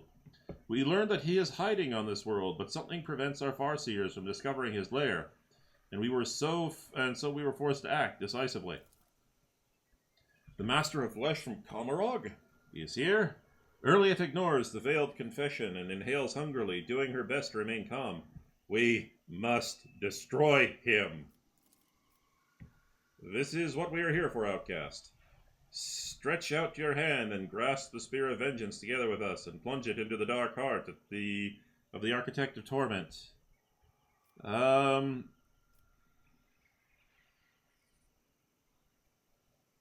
You call purging an entire world a decisive action?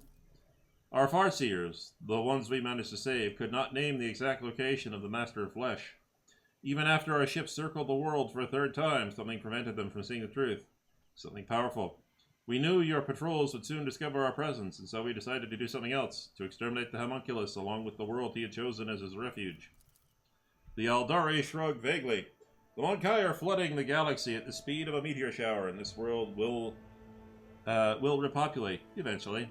Is a single world not worth eliminating a powerful enemy who threatens hundreds of such worlds, both yours and those of my kin? Winterscale meaningfully raises an eyebrow, and you still deem him worthy of conversation?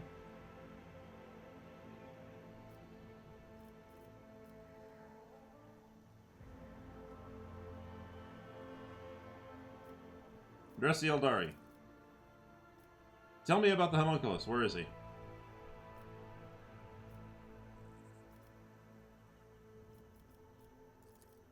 I will not say a word until you let my kin depart from this world.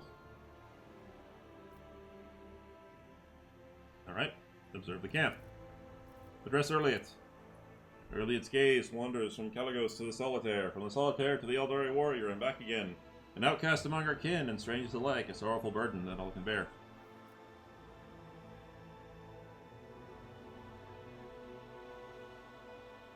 Do you still think your kin are worth saving? I never doubted it, Ilantak. To you, the deeds of my kin may appear cruel or even criminal, but spending enough time among the Monkai granted me clarity of vision. Sometimes you treat your own kin even worse in the pursuit of baser goals or personal gain. She squares her shoulders. The homunculus is a threat to both our species, Ilantak. You know well his dark heart and perverted mind are capable of. Tervantius must be destroyed, and my kin have taken on the role of the vengeful blade.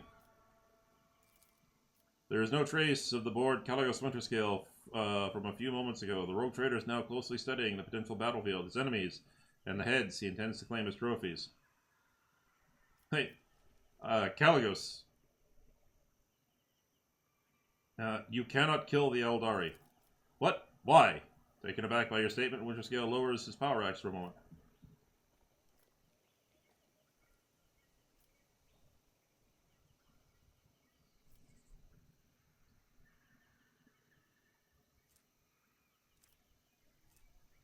Look at yourself, Caligos. You're becoming a monster whose only desire is to kill. Stop tugging at my conscience, Seth. You sound vile, like Incendia from my nightmares come to life to ruin my mood. Caligos grimaces in frustration. Your word seems not to have angered him, but upset him. Throne take you and all of your misfortunes in the galaxy along with you. Winterscale gives you a clap on the shoulder. The expression on his face is mysterious and almost sad. I must confess, all this dismal talk has given me a migraine and made my old wounds ache. So you want to save these Xenos? Suit yourself. By my grace, I entrust you with the lives of the enemies of humanity. Have fun. We shall be heading back now. What kind of hunting is it when the prey does not even struggle in your grasp? I'm disappointed! Caligos flashes a provoking grin. And don't you think I'm going to forget about your words and promises, Seth. We shall revisit that later. I'm so glad I didn't promise him anything. Erliot brushes a strand of fiery hair from her forehead and nods appreciatively. I know how difficult it is to go against the will of your kin, and yet I cannot hide my joy that we both lived through this moment and emerged with a tale to tell. After all the suffering that the Monkai have inflicted upon the children of Kudark, after all the punishment we have inflicted upon this world, my heart remains troubled, knowing that we have only tempered our grudges for a time and have parted without bloodshed today. However, I dare not complain, for my kin, the hour of triumph has arrived at last. Once the Master of Flesh is no more, we can go to the edge of the stellar expanse, away from the gaze of the Monkai, and peacefully await the arrival of our kin from distant stars. What are you talking about, I'm not even going to try and pronounce that. Erliot stares intently into the eyes of the Eldari warrior, but his gaze remains steady and calm. What kin from distant stars? Outcast Erliot, I have some good news for you. Our Farseers managed to contact the children of Craftworld's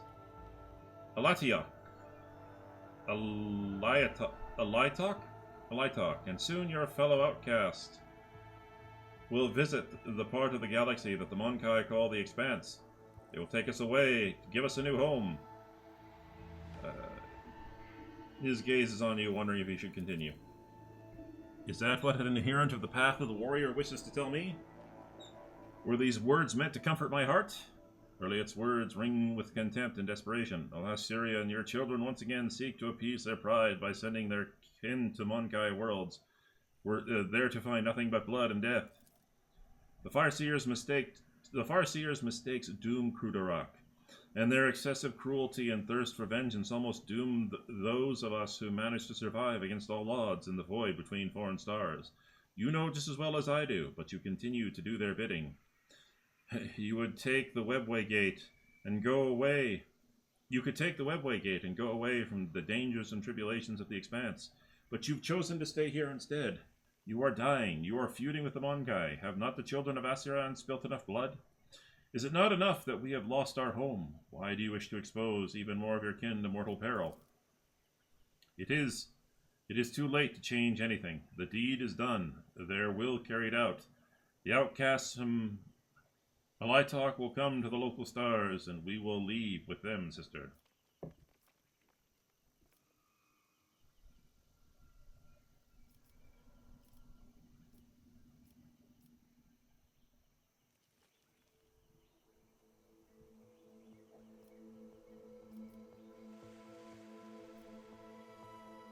Are you saying there's another Aldari craft world heading for the Expanse?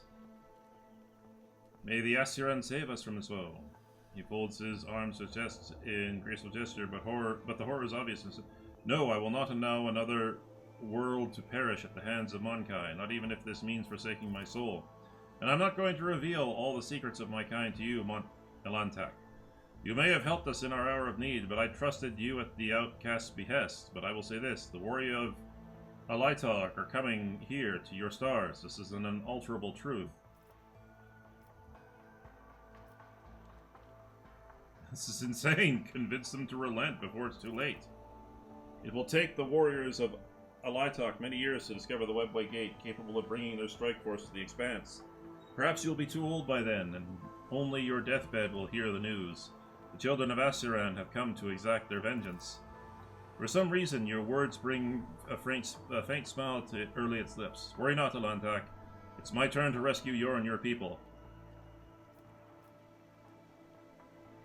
Rescue me? How? Like a forgotten shadow, the Solitaire steps into the light and leans forward with interest, a spectator watching the culmination of an exciting performance. During my exile, I met many companions who temporarily joined me on my endless travels. Erliot closes her eyes. One such companion was a fellow outcast who had already completed many paths. It was he who told me about the Ritual of Unity, a great opportunity for one spirit to reach out and touch the infinity circuit of the craft world known to the Farseers who perform it. This person said that Krudarok Farseers have already contacted Alitok. This means I can too.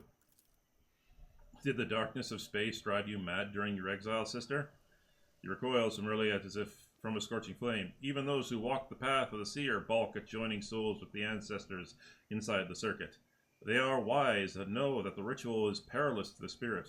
Your chances of success are simply non-existent. You would die without achieving anything. And even if you did not die immediately, ask yourself honestly, why should the ancestors listen to a simple outcast? As you said, Alitok is the world of my fellow outcast. They would not wish harm upon me, which gives wings to my hope. Look me in the eye. Do you wish to end the suffering of our kin? I can see the answer in your heart. You must accept it and help me. Erliot's words addressed to her kinsman. She is watching your reaction closely.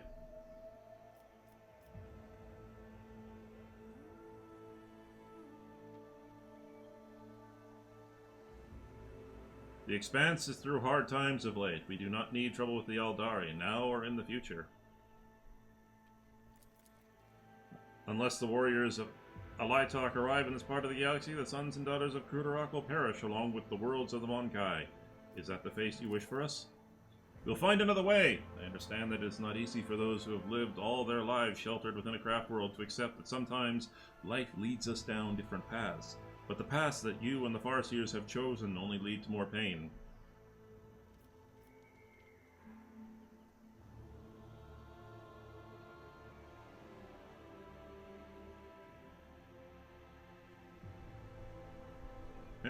I will stay by your side no matter what path you choose. And I do appreciate it. Erliot nods and underscores her words with a familiar gesture of gratitude. I've done all I can. You know what you must do. The Solitaire does not intervene, but shifts his gaze, as if expecting to hear the last line of a play before the curtain falls. May Asiran forgive his children. Fetch the Farseers. Tell them the outcast which wishes to perform their ritual. We will wait for them here.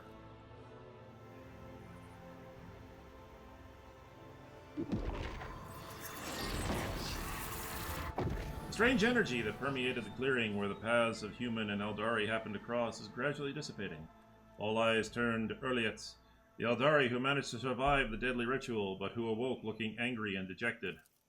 You survived? Hasiran showed you mercy, outcast, and so did our ancestors from the Alatok Infinity Circuit. Tell me, sister, what was their answer? I hope to find understanding among those who share my path. Urliet's voice trembles with weariness and anger. But even the ancestors from Alatok, despite all their wisdom and supple intellect, could not reject their hatred of the Monkai who doomed thousands of innocent souls of the children of Asiran. I tried to appeal to the light in their souls, but all my arguments broke on the rocks of their intransigence, like waves of sea foam. Urliet glares accusingly at them all. You chose this path. Not only did you invite doom upon Krudarok, you have also condemned our kin on Alatok. You repeated the same mistakes over and over, guided by fear, stupidity, or pride. And even after losing everything, after losing our home, you keep following the same thorny path, unwilling to change. No, I've had enough. My duty as outcast is fulfilled. From now on, your fate lies in your hands. The angry Farseers tried to object, but he gently interrupts them. Your brothers and sisters would not dare ask you for more, Urliet. I understand your choice, even if my spirit cannot fully accept it. Are you all right? That sorcery looked dangerous. I am fine, Alantak. A gracious look and a slight smile underscores Urliet's words. Thanks to you, I've finally reached the end of my path, this path, and I'm grateful I had you to walk alongside me. So what now? After the Master of Flesh has been dealt with, we will go home as soon as possible.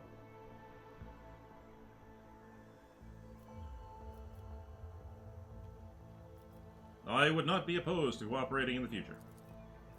If our paths cross again one day, we will begin our conversation by greeting one another, and not unsheathing our blades. Your time in this world is too short to hope for it, but I will remember our promise. Will you not stay with your kin? I am an outcast, Alantak. My place is among the stars. Alright, you still hope to find the homunculus.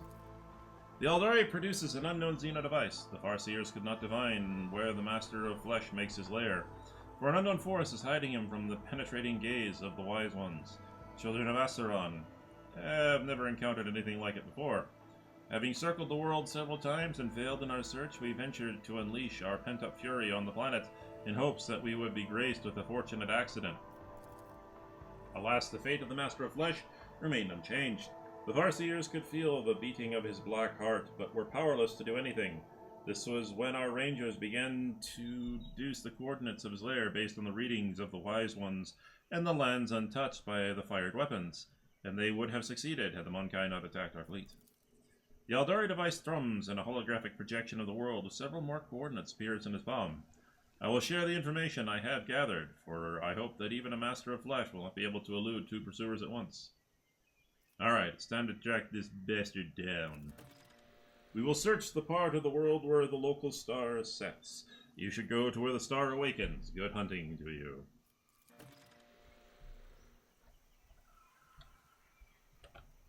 Cool.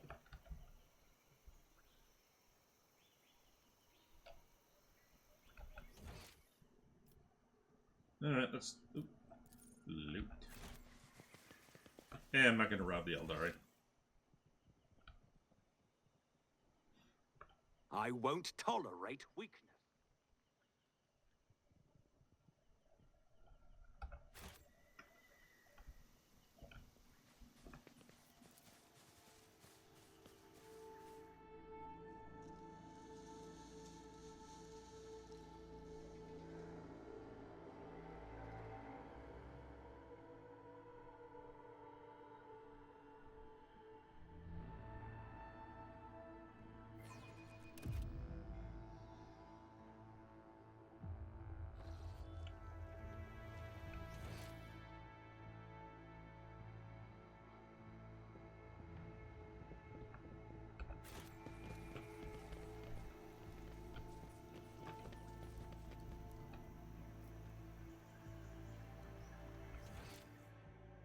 Follow my lead!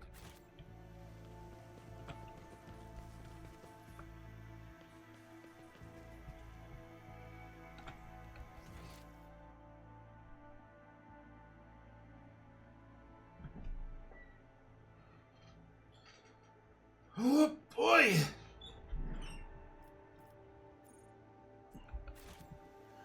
Okay, now how do I get out of here?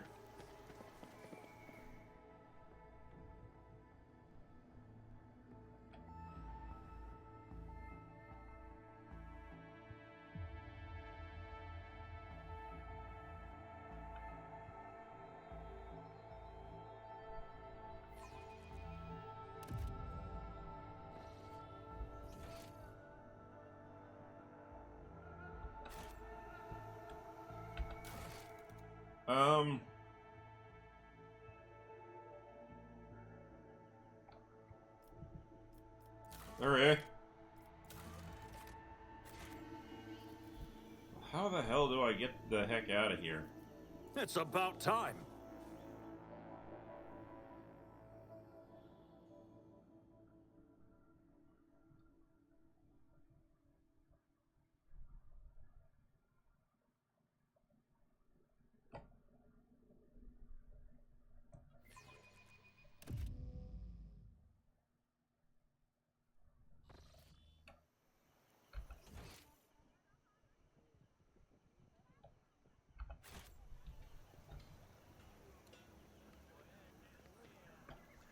Ah, leads ahead. Maybe I can just ask her.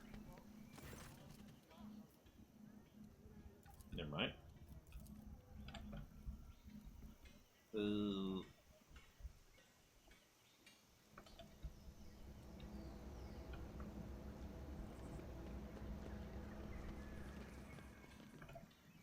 How do I get Victory awaits.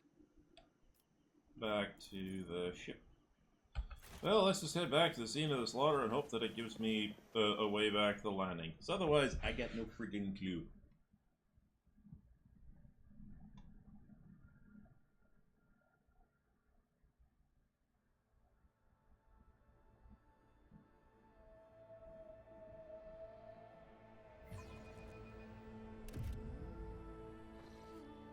Actually, you know what? This is actually a good stopping point, because I'm going to be wandering around trying to figure out how to get out of here, and we'll be starting the next part of the main story. So, tune in tomorrow, where I'll be streaming this again, and hopefully we'll finish up Chapter 4. Or we'll get closer to finishing Chapter 4. Take it easy, everybody, and have yourself a good evening. Good night.